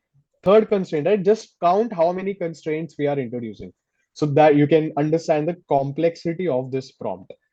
Please provide me three business ideas, right? I just want top three ideas, each with the detailed plan how to grow my investment from rupees 10,000 to 100,000, right? 100K, which is 1 lakh within 30 days, right? You can imagine within this line itself, I have lot of constraints which model has to take care of, right? So this is example of very complex prompt. It should be laptop. I should only have internet, just 30 days without me stepping outside. I need only top three ideas to grow my investment from this to 100K within 30 days. Now again, right? More constraints. The business should not be service based, right? Eliminated all the ideas which model was thinking out of the service base. Since I have no coding skills, it must be achievable without writing a code. All my code heavy SaaS based products are out, and it should not rely on running any ads as I have no experience in ad management, right? So you can imagine model has to take care of lot of constraints before giving me the output. And that is the reason my normal, right, if I see my normal models, it is just using whatever comes as the predictive capability of the model, right? Model is not thinking through all the different permutations and combinations of ideas which it can come. That is the main reason when to use reasoning model, right? I don't know whether it is abiding to all my constraints, right? Drop shipping via Shopify, whether it's service based, not service based, whether it requiring me to run any ads, no, or just do organically, right? Though it is giving me all the things, but I still doubt my response will be 90% correct. I will not say 95% correct, right? So it has given me top three ideas, but I don't know whether it's true or not. Whereas if the same query you ask on the DeepSeek or any other reasoning model, right? So model will think through all the possibilities, right? Uh, okay, I think I have to invoke this deep think. Again, I'll go here, right? Without deep think, it will not go into a thinking stage. And when you invoke thinking stage, right? Model is breaking down your task into different small buckets, which we call it as, by the way, this is nothing but your chain of thoughts, right? This is same as your chain of thoughts, breaking down your complex task into different steps. And these steps are nothing but your chains, right? That is where you call it as chain of thoughts. And by default all the reasoning models, right, by default all the reasoning models have this chain of thoughts, right? Now you can see that model is breaking down that user wants 10,000 to 1 lakh in 30 days, purely online, product based, without coding, without ads, and stepping outside, right? So it is reiterating, it is thinking through, and then giving me the responses, right? So it has evaluated most of the ideas, and whatever ideas it is giving me in the output is much research and well suited with all the plan that I have gotten before giving me the output, right? So all the major players, if you see, right, all the major players have this kind of a distinction, right? When you see, you have flash model, you have the reasoning math and code model, right? So this is the major distinction you will find in all the platform. You go to Claude, you go to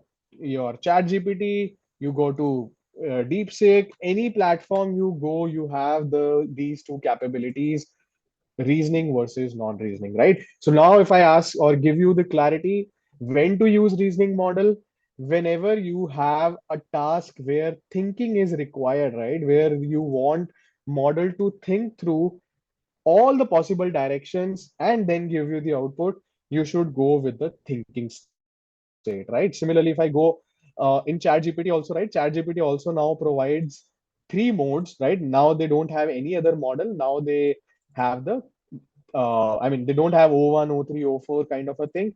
They have these modes coming in the picture now, right? When you want to use them, you can set it to auto also. But when I want to do a thinking, model will be going in a thinking state before giving me the output, right? So it has to go, I mean, at the back end, it is going into the thinking state and it is going and searching and then giving me the output. So when to use thinking is, oops. Right? So when to use thinking is when the model needs to think through different possible direction and then you want an output, use the thinking model. When it's a very simple task, right, where you want just email draft, right, where you want an email output, use the normal model, right? Because there is no thinking required. If I'm saying just draft me an email for this particular reply, just summarize this document. So for all non-heavy tasks where their constraints are very much less, use the normal model. And when you have a very detailed, constraint oriented task, use the reasoning models so that you get the better output. Right. So that's the distinction. So far, you understood how the LLM works, right? The five-step process, all the way from tokenization, embedding, your self-attention, prediction, to your response generation. Then we saw one prompting technique, which was the magic prompt formula. Start your prompt with the role, task, context, and have instructions. You will get a much better output. And finally, we just saw what are the two different types in the entire LLM space, right? There are more than 500 models. I cannot, and you cannot go and try all the 500 ones. We will select the top four, top five, try our own input, try to check whether the output is correct or not, or which is giving the better outputs. And finally, we can use something, the two distinction, when to use reasoning models and when not to use, right? So these were all the capabilities what we have discussed so far. And now we are going one step ahead that these models are capable of doing videos and text too, right? So I'll be showcasing you one example that, let's say you are given a task that you want to generate an image or a video for any of your event, and the deadline, right? The task here is, the deadline is get me that in 10 minutes, right? I'm not going into the whole science of how to create a stunning ads, how to create stunning AI videos using all the frameworks, right? The JSON prompting or the different Clang, VO3. I will showcase you VO3, but there is a whole science, right? How to get your script, how to use these models, which you have a dedicated session after my session, right? You have that dedicated session where we will be deep diving inside the media side of things, how to use these different video generation models, right? Specifically Higgs field, you have Kling AI, you have Runway ML. All these are very good at generating stunning AI videos. But what I am showcasing you is the possibilities of AI, right? The same model, the same chat GPT, the same Gemini. I'm not going into any other specific tool which is only video related. So my use case here in this slide is, you got a task from your manager, from your company, or maybe it's a personal, right? You have to throw a birthday party or baby shower or your child birthday, anything. You want to send a quick WhatsApp poster or a video or invitation into your family group. How you can make use of AI very quickly and get it done in just 10 minutes. That's the use case that I'm picking it up, so that I can show you that these models are capable of generating good, stunning graphics as well as video, right? Old method, you have to have some graphic designer knowledge or tool knowledge, but now I just need to type a prompt and get this done, right? So for example, I'll take a hackathon, because recently only in my company, since I am very much enthusiastic in participating hackathons, we organized a hackathon, 1 week hackathon that was, and we wanted to send an intimation to entire our org we created a poster very quickly by just typing in, right? So I'll just show you one example, and the very good model to use is you can use normal chat GPT also, right, which is free image tool, plus Gemini also, right? I'll show you both. Create a stunning, or let's say I'm just doing it live in front of you just to get in under 10 minutes both the things, right? Create a poster, right? Create a hackathon poster for the event having AI sci-fi theme, right? Having hi-fi sci-fi theme. Uh, the event details are as follows, right? I want to give the email event details, right? Event name is Hack 2.0. Date, let's say any date, right? Let's say it is on 2nd November 2025, right? Use stunning visuals to grab the audience. Right, just I'm giving one line. I'll give the both the same prompts, right? I've just given two things here. I'll just use the image creation tool of the very famous Gemini Nano Banana. It can generate the images. Same thing, you can do it on the Chat GPT also, right? Uh, right, you can do it on the images side, right? Create image, and you can just give the same prompt, and you can use the GPT uh, 5 itself for creating these posters, right? Or you have a dedicated one, Sora also, which I'll be just showcasing you for the video. But it is mostly without text poster, you can generate it quite well. But when you have to generate some event, right, you have some information to be passed on to that image, use at least Gemini, or you can use the Chat GPT, right? You can see that the Gemini poster is already here. Hack 2.0, a sci-fi hackathon, date 2nd November 2025. Build the future, code the universe. Right. So now if I have to have my logo, my company name, all of that you can pass in the detail in your prompt without having any graphic skills or any graphic tool, you can generate these images. Right. So I have this hackathon 2.0 AI sci-fi theme, 2nd November 2025, right? Both the posters, at least the minimal task it has done, and you should improve your prompt, and whatever you can add it, you are done with the go, right? Our task is getting things done under 10 minutes, which is both the poster as well as the intro video for our this poster, I mean for this event, right? So now if I want to create a video for the same, right, I can go and create a video as well, right? There is a video, create video with VO. You can go to a new chat, right? Create, I'll use the same prompt in the Sora as well just to show you.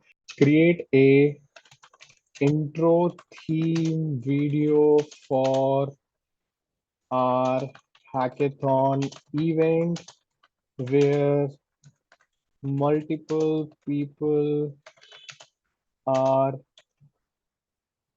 solving problems sitting in hackathon environment, having multiple screens and brainstorming, let's say, right? The theme is AI sci-fi. Right, I'll copy this prompt and give it a quick to my Sora as well, right?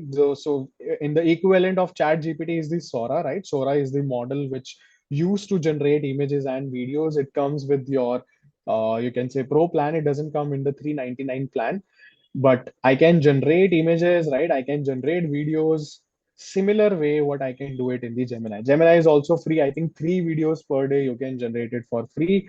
So let it generate it. Since Sora 2 is not available in India, right? So you can just use Sora 1 without uh I mean you can use the old Sora model only in India. It is yet to come, the Sora 2 within the India. if you're not using any VPN, right? So I can select my pixels, right? 720p, it will be much slower, right? Let's me do that. The duration 10 seconds, 15 seconds, and you can just hit your input, right?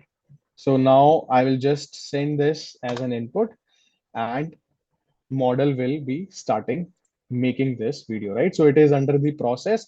I'll come back to it. So the task here was just to get our posters and get our intro video, which I can send to our entire group once you have the, the event ready, right? So you can send an email where you have if we reroute the data stream through the secondary AI core. That might give us the breakthrough we need. And the If we benefit is reroute, you get an audio output also, right? I can mention it. By the way, I would have mentioned what audio you want, what should the model or the AI should speak in the VO3 because it supports the audio. But whereas in Sora, the previous one, right, the earlier model which we are using doesn't support any audio as of now. And for audio, I have a very different tool which I'll cover towards the end of the session. How can I generate a very specific music for my these kind of videos, right? I'll tell you once we reach on that slide. But how to get a video from both the tools, right? I get from the data stream through the VO3 as secondary well as AI the core. Sora. That might give us the breakthrough we need. Right, you can see the sci-fi setup. A lot of people are working, If we different set of reroute the data screens, stream through, and we are doing some hackathons, right? You can see that you can generate two more videos. I'm also using this version. So that is the limitation that we have as of now. And let's see if Sora output is there, or I'll come back. I think it's in a queued state as of now. So once it is done, I'll come back and show you the output. Okay, we have the output, right? So you can see that we have two videos or two outputs. This is the first one, right? People are using in a environment setup, a lot of screens are there. And the second one, we have this one, right? Again, a sci-fi theme, a lot of people in a hackathon environment where all are sitting together, some very advanced Jarvis kind of a things are going on, right? Discussing and building something hackathon. And imagine now I have a music in the background which is talking about some intro music to your hackathon. You can send it along with the poster in the email so that you can get maximum registrations for that event, right? So that's where we wanted to show you that the capabilities of the same models have been extended to generate text, to generate images, to generate videos, all three, right? We discussed in the starting that anything, any information can be conveyed in only three ways, and it is doing all three inside one single tool, which is Gemini or ChatGPT. Right? That's the main reason why they have integrated all three, because there is no fourth way to communicate on this planet. And just to give you free alternatives also, right? You can use Grok, but personally, Grok images are not that great compared to ChatGPT or the Gemini ones, right? Leonardo AI is also good, but I think video one also we have generated using Sora as well as the VO3, both we have seen, and that's how the model is capable of doing all the three things. So now we have to start with the AI tool building, our personal toolkit. But before going into that, how is it going so far? Are you really getting the things done? Are you getting a new perspective, right? What AI can do? Just a quick poll check in the chat that yes, you are really excited for the next more part. A quick check in the chat. How is it going so far? Are you really getting the things done for what we have discussed so far? Can I quickly get in the chat?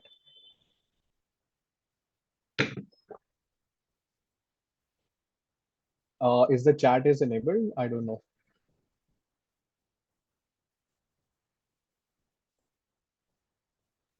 Yes, the chat is open. Okay, perfect. Going great, excellent, superb, perfect. Great. So we will take, lunch break. We don't have any breaks as of now. We'll go at the end, right? So it is just we have to cover everything, right? So just stay tuned. We will be covering at least in maximum 40 minutes more, right? We'll be wrapping it up. And next is very exciting part where we'll be building our own toolkit, right? So I'll just quickly summarize what we have learned till now, right? So till now we have it will be a quick refresher for all of you, right? So we started off with the definition, right? Definition of generative AI. Why you are calling it can generate the original content. I give you the analogy and example why the definition itself says that now it can generate the original content which it has learned from humans or the internet which we have published it. Then we saw the five-step process, how the model works. And quickly, just to summarize, the first step was tokenization, where the model break down your input into different tokens. Then you had your embeddings, where the meaning is coming into the picture, right? The meaning of your each and every word is coming into the picture. Then you have the transformer mechanism, which is known as self-attention, right? This is a whole science behind it, but since we cannot go into the mathematical details, but why self-attention or what is the significance of self-attention is model focus on the input part where it has to give more importance, right? I gave you example of explain me about LLM as if I'm 5 year old, but now you can think it from the prompt engineering perspective also, right? Why the prompting techniques matter is because of your self-attention mechanism, right? Why role is good, right? Model can become or bring that context into the picture because model have this capability to focus on the important part in your input, right? So if I have said you are my fitness coach, model knows that I have to bring the articles or the knowledge which I have learned related to fitness only. Right? I don't need to have history knowledge, maths knowledge, science knowledge. I have to only focus on the fitness. And that's the reason we have prompting as well as transformer mechanism. Right? Finally, models start predicting it. And it is one prediction at a time, one token at a time, and it happens multiple iterations till I get my response back. Then we just saw how does AI works, right? I mean, the prompting technique. I told you there are tons of prompting technique, and under the hood, it is all English language, right? Now you can imagine the language of these models is English, not Python, right? I'm not writing Python. If you go and see what is chain of thoughts, it's a plain set of instructions, the art of writing instructions in a certain way, which is English. What is tree of thoughts? It is again the plain set of English sentences, how to write and instructions. So these are all my prompting techniques. The one we covered is the magic prompt formula, which has all the context tasks. And then finally, we looked at the major distinctions, right? We have more than 500 models. Don't go with all of them. Get your top five, top 10 models, right? Based on, you can say the accuracy, based on speed, based on cost, all of that you can do it, right? I can tell you one more thing, which you can refer, right? I already showed you Open Router, the leadership board, but this also you can refer it. I mean, this is also a very good part when it comes to selecting the best model so that you can have top five or top 10 with you and you can benchmark it, right? Based on speed, based on price, this one, right? Intelligence.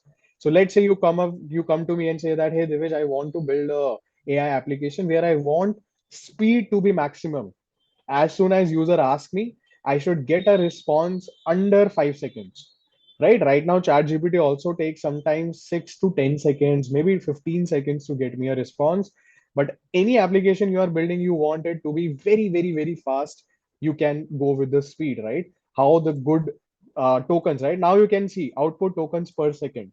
Now you know what is tokenization, what are tokens. Higher is the better, right? So I know that Gemini speed is much higher, 259 tokens per second. Price, right? Let's say you come and say, I want the cheapest model to be used. Okay, I have it for you, right? $0.3. If you say I will use Claude, it is the most expensive model for 1 million token, right? You will be spending $30 for 1 million tokens. And whereas your Grok, your GPT is just $0.3, $0.3 for 1 million token, right? So in this way, you can select top four, top five, come to this platform, get multi.ai, click on new chat, add your top five models, whatever you have narrowed down, right? Just whatever you have narrowed down and which are available, right? Which are available here, just select it. I think I'll go to new chat, right? You just select the models. Let's say GPT. Okay, let me refresh it. Okay, somehow I'm not able to see it. Maybe something update is happening, right? But yeah, you saw the output, right? We have compared GPT 4.1, Llama 3.1 mini or Llama 3.2. So come compare your output manually, right? This you can do for, let's say, 2, 3 tasks. Give us some coding problem, give your marketing related problem, and see which model gives you the best output. And finally, to distinguish between two different types of model in all the major platform is the reasoning versus non-reasoning. Use the reasoning model for any code related heavy task, right? Maths related, or when you have a lot of constraints coming into the picture. When you have a very simple task, don't use reasoning models, else you will be utilizing your model tokens much, right? And time also, right? It will be taking more time. And the same models are capable of generating images as well as videos, right? So till here we have done. Now I want to start the last phase of our session, which is building our own AI toolkit, right? Why? Why we need to build this AI toolkit is to make ourselves much more productive and do the work fast, right? So one thing, just think it of, right? I get this question in lot of, you can say, forums, or whenever I go and teach in by students and different people, that all the things were happening before AI also, right? When there was no AI, everything was happening. It's not like that I was not able to do all these tasks as of now. I was able to summarize the document, I was able to translate the document, but was that at this scale? Was at I was saving this much amount of time? The answer is no, right? So the first thing which AI has done to all of us is saving our time. That is the major KPI into all of our lives, that if I use AI, I become more productive. It can help me save time, right? Save time means save money again. But if you compare the cost, then I am not going into that discussion, because you have, I mean, in cost, you can compare the tool cost, subscription cost, human labor cost, all of that comparison is there. But when I take only one benchmark or one metric, which is time, I can 101% say that it helps me save time. No question asked, right? So you agree with me? That is where we are positioning AI, that it is becoming an integral part of our life.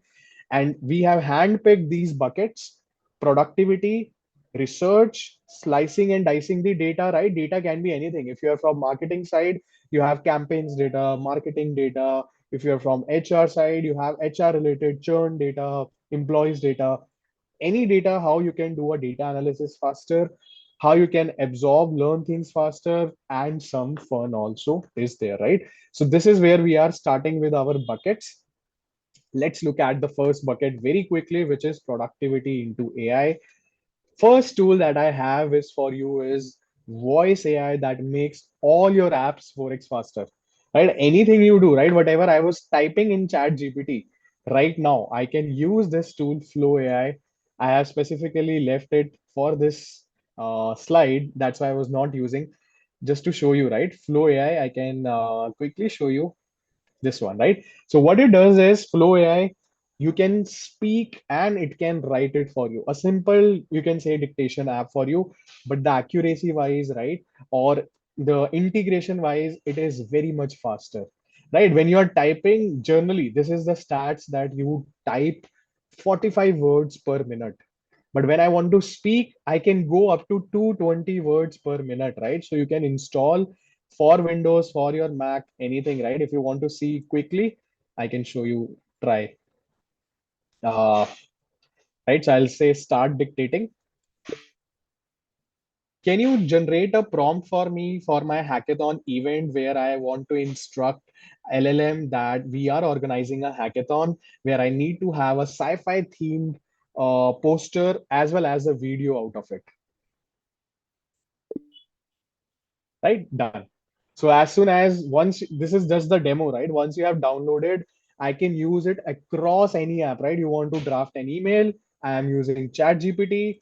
Instead of typing in, I will invoke the flow by just pressing the control tab into my keyboard, and it will start listening to me. It will type whatever I want to have, right? So instead of typing in, you can speak, and the accuracy wise, the model is very much accurate as per my usage. I have found it to be very much accurate, and the model does literally a good job when it comes to transcribing everything that you are saying, right? So you can just press the control hold key and start speaking it. So this is the first tool to increase your productivity, to increase your speed up to 245 words per minute. Use the Flow AI, right? That's the first hack. Let's see the other tools. Right? Summarize the emails and reply to your email instantly. Very common task, plus something which all of us use, chat GPT or any other tool, right? What usually the process looks like, right? If I get some email, I usually, let's say I have any support related email, right? I have to go and get a draft generated, right? Let's say anything, right? I'm just taking an example. You got anything, right? I just want to go and check it. I want to get a draft of this particular email. I'll copy this, go to chat GPT and generate a reply. But what is the best way, right? I have this something called, let me go here, right? I have something called Gemini, which can generate a reply within this itself, right? Summarize this email, or if you click on compose button, right? I don't have to go to chat GPT. I can simply say draft an email to invite 10, that same thing, right? 10K subscribers. So instead of copy pasting, taking your output to chat GPT, getting a reply, pasting it back like Lord and to and fro, so you can have Gemini itself, if you have already enabled it within the Google Gmail suite itself, you can get this tool done, right?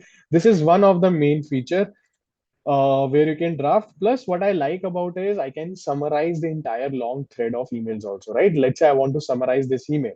So what I can do is, if let's say there are 10, 20 emails got exchanged, right now it is four emails, right? Right now it is four emails that I have got from this particular Apple store. Let's say I got a quick summary what happened, right? In each and every mail, and now I can tell it, can you draft me a reply?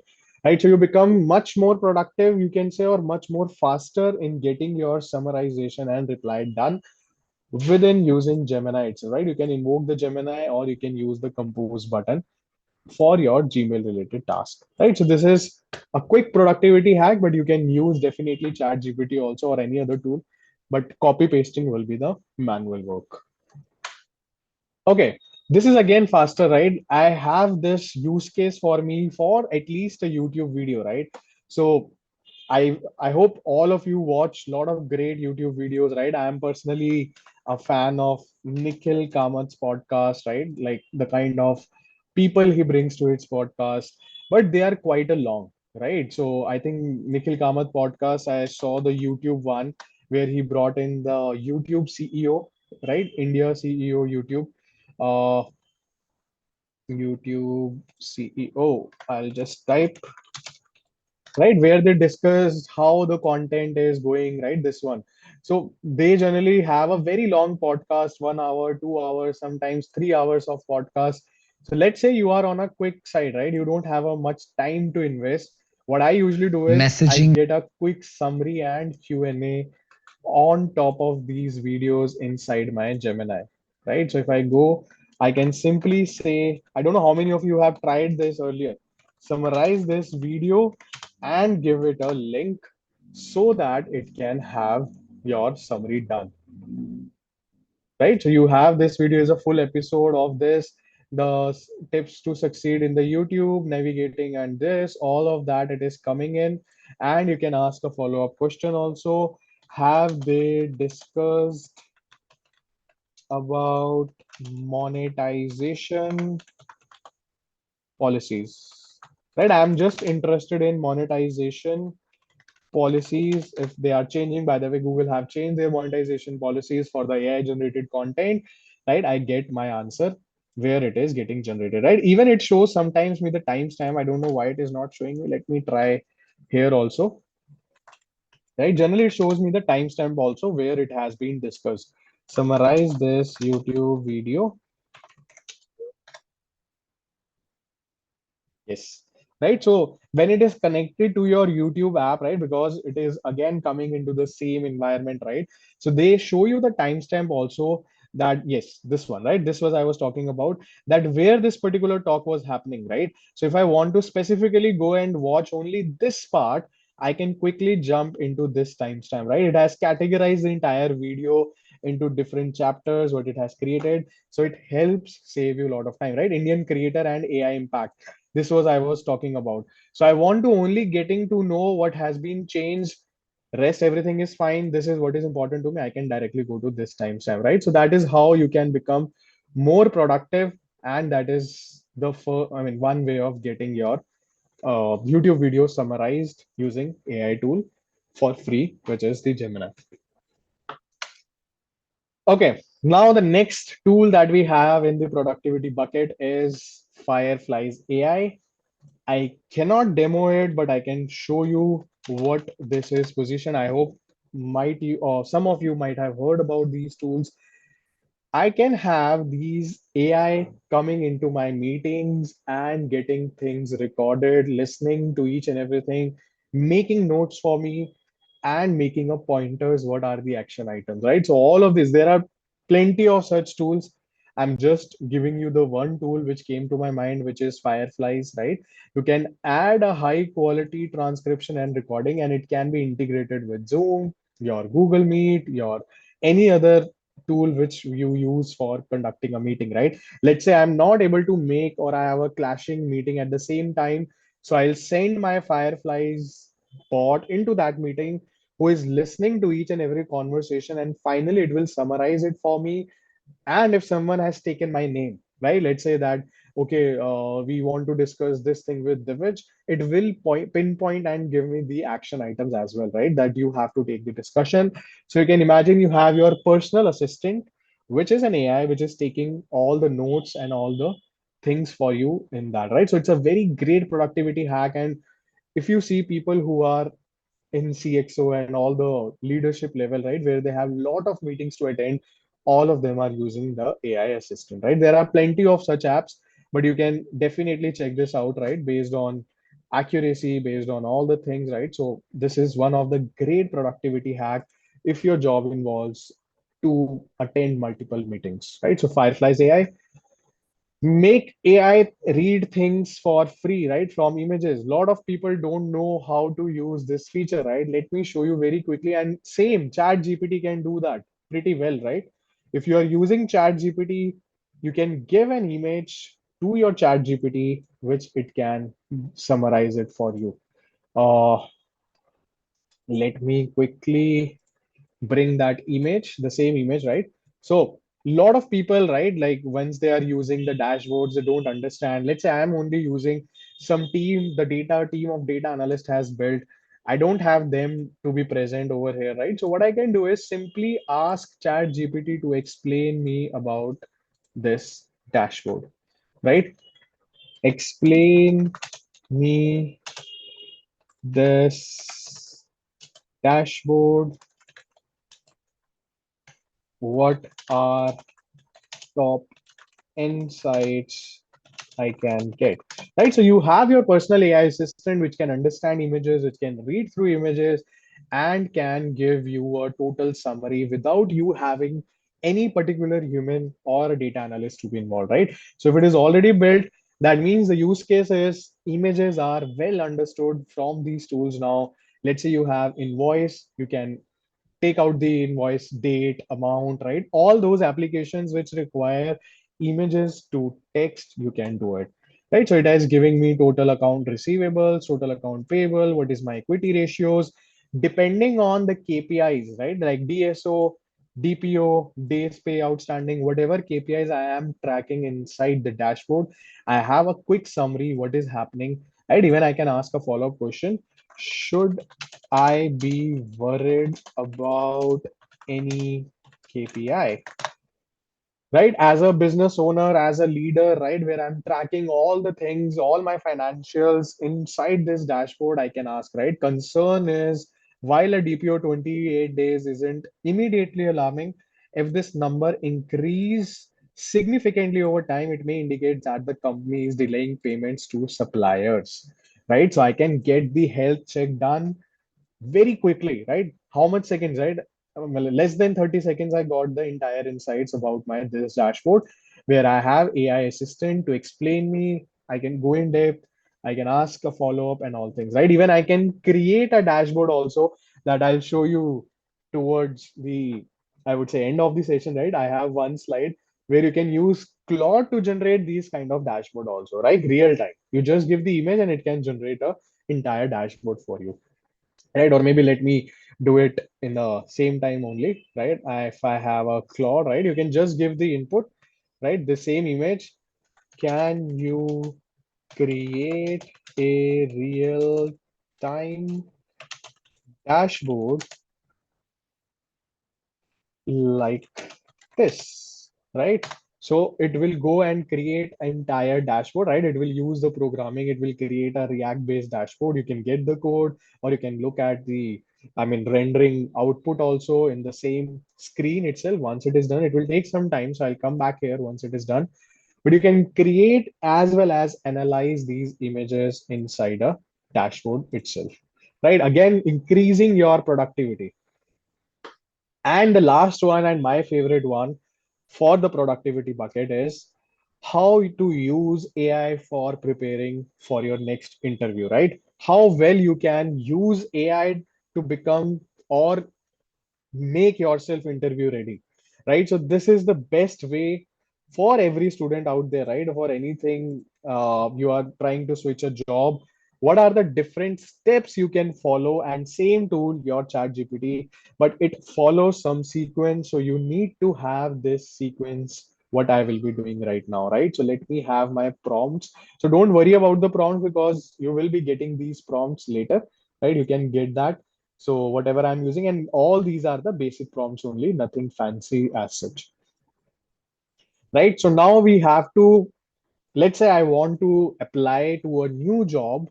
How will I use AI now, right? From end to end, from my resume building to my shortlisting to my interview preparation, all things how I will do within the single chat using AI. That's what I want to showcase to you.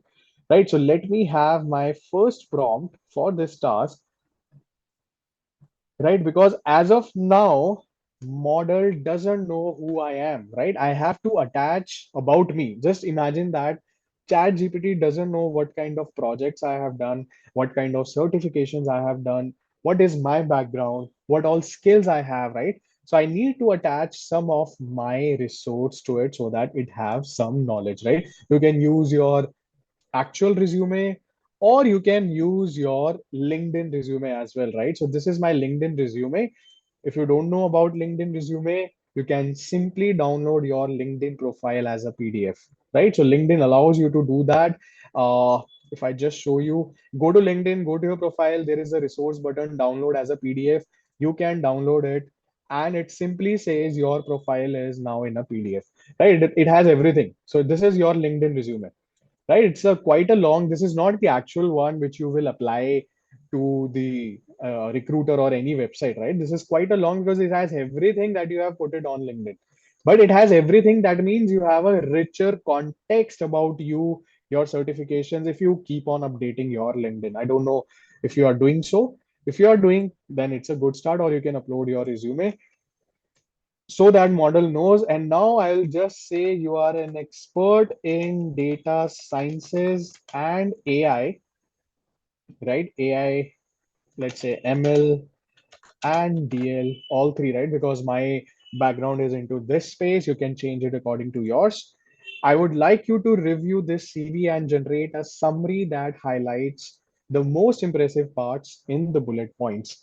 Why am I doing this? Because this chat has to have my context, everything about me, what I am doing, what kind of projects I am building at Microsoft, at VMware, all the recommendation system, the co-pilot which we are building, everything it should know in this chart, right? That's where it will have all the things where I want to apply as my next role, what are the gaps and all everything, right? So this is the first step where you give your input, ask it to summarize, and now I will go and apply to some new job, right? I have to search and then make myself interview ready, right? So you can go to any website. So right, I'll go to LinkedIn only. and try to get or fetch some jobs, right? Whichever I want to apply, I want to get the JD. And again, I will use some prompt so that I can get a quick insights, right? And this is really, you should always be using all the people out there whenever you want to apply. And I'll tell you different use cases for this use case also, right? It's not just the job one, you can apply it to different use cases as well. But yeah, let's complete. Okay, I'll go to a job. Let us see the show all button. And let's take this the top one, right? Let's say data science manager. Now I have been into IC role, right, from last 6 years of my experience, right? Working experience, 2 years, VMware, 4 years, Microsoft. So I have now 6 years of experience. I don't know how much experience they require to become a data science manager, right? Still I am an IC role, but I don't have to invest my time in reading this. I'll just copy paste the entire thing, right? This thing, I'll just copy paste this. Again, go to my same chat, right? Same chat. I'll paste this along with my prompt, right? I'm just making a separate folder, right? So what is the significance of, right? A lot of times people ask me why you created these three, you can say quotes, just to segregate where it is starting and where it is ending, right? So it is starting from here, ending till that point.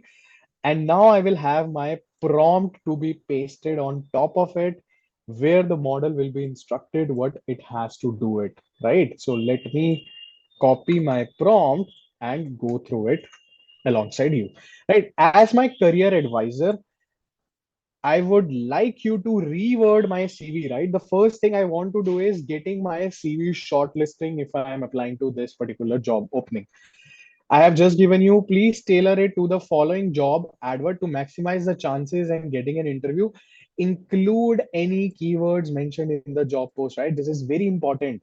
If you know about the ATS, ATS stands for Applicant Tracking System. All your hiring tools, right? All the big companies use ATS to get your resume score against the job description, right? So I want it to be a maximum score. I want it to include everything, organize it, summarize it, and create a full-fledged new resume, which should add this experience, right? Of showcasing that I have led some projects. I have some, let's say, the tools which they are requiring in this particular thing, let's say. So I am just making AI to go through it and reword my resume according to this new job advert. And finally, I will spend some time, right? I'll not go, I have to spend some time. I'll create a Word doc out of it, or I can simply ask it to also create, right? Create a canvas for this resume so I can edit, right? So it can also has the capability. It is connecting to the Canvas app. Okay. Ideally it was, I don't know why it is not having it. Create a resume in Canvas, right? So you can invoke the Canvas as well inside this. Yes, right? So now it will have an editable Canvas window in front of you. A lot of people don't know about this feature. You can have your entire, you can say resume written. You can change line by line. You can update line by line projects, everything you can do via this thing. Why it is creating a image? Okay, something is fishy. Right, I wanted to have a canvas. It is generating an image. Strange. Let me try it once more, right? So these are the some challenges with AI also, right? It's not always 100% correct. And create a resume in the canvas.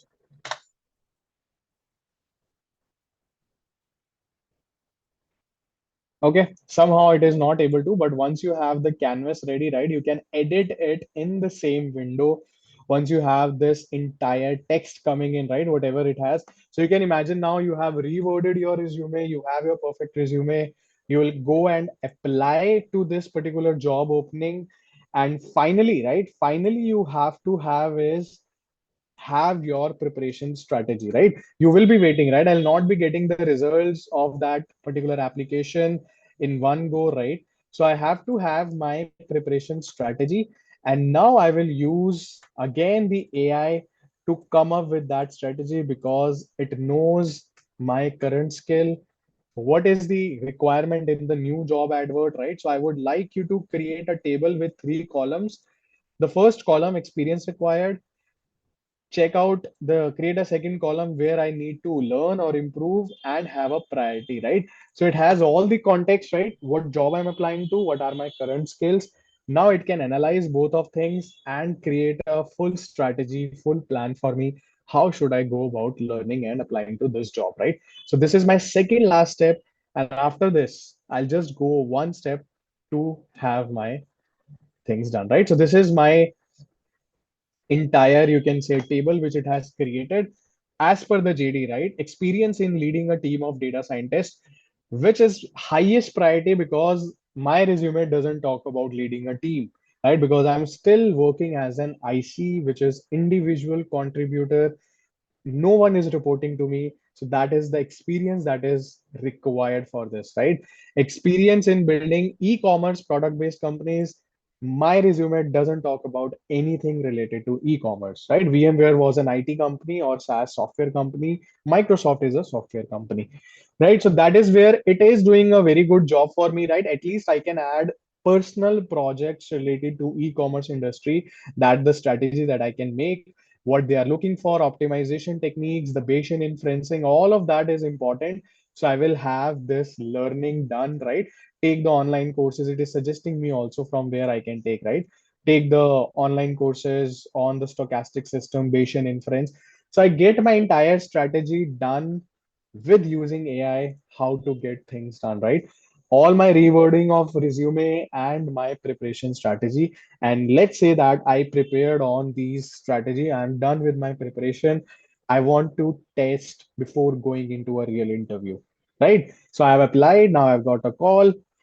I will schedule a mock interview with an AI, and that's the best feature I like about, right? So I'll just show you a quick demo so that all of you can utilize this feature of voice AI within the same chat, right? It has all the context, so I will just start it here itself.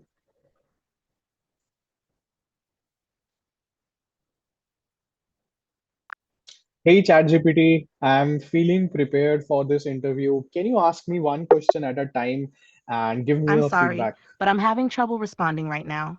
Please wait a bit and try again. Okay, I think it was not able to. Let me try one last time. I think something is down here, but yeah, let me try. Hey ChatGPT, I'm feeling prepared for this interview. Can you ask me a few questions and we can I'm go? sorry, but I'm having trouble responding right now. Okay, let me refresh it once and have this.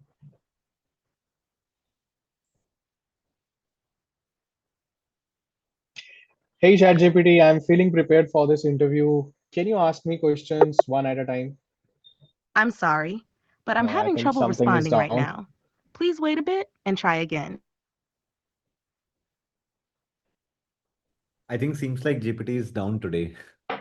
Yeah, maybe I can try in the app, right? Sometimes it happens in the web app, you cannot see, but yeah.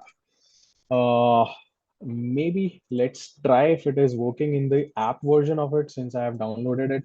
Maybe we can try, right? Just to show you, since it knows me.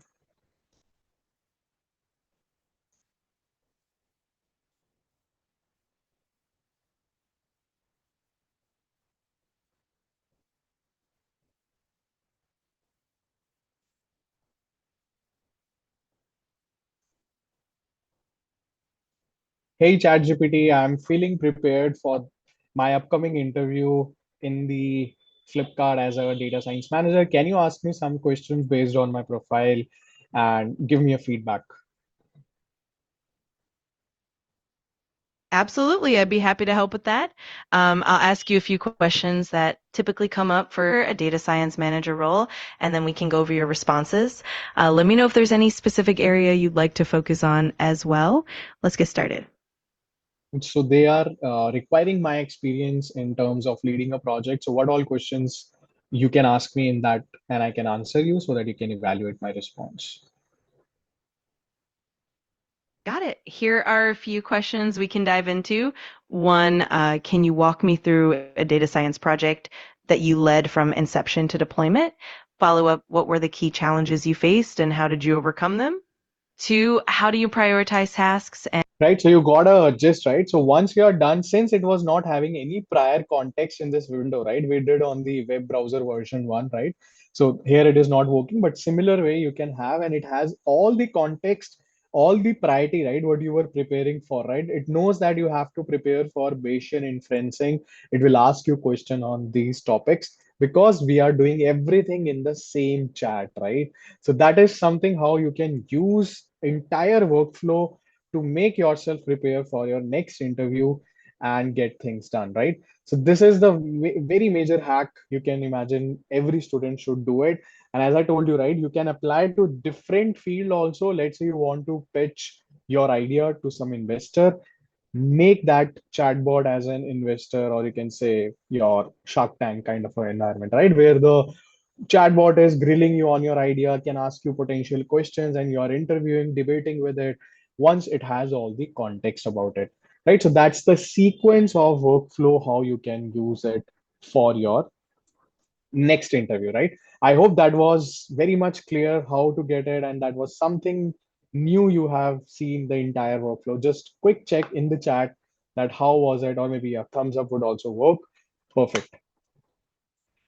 Great, right? So now again going into our last tool for the productivity bucket, right?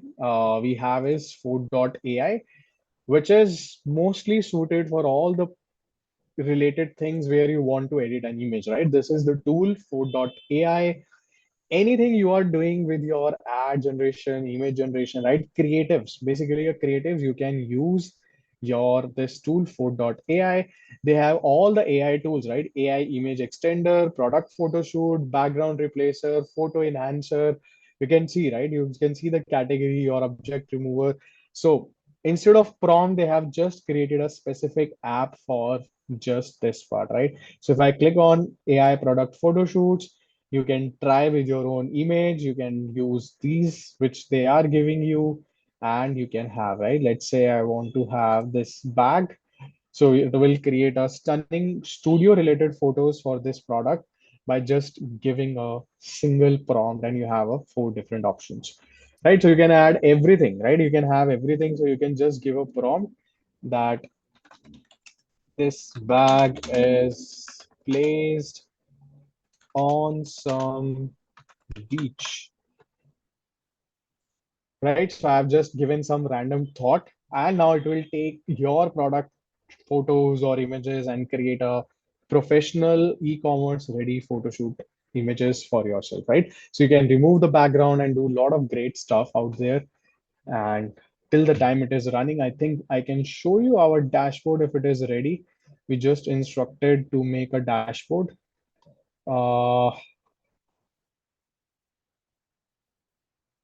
Okay, create a real time dashboard. I don't want any explanation.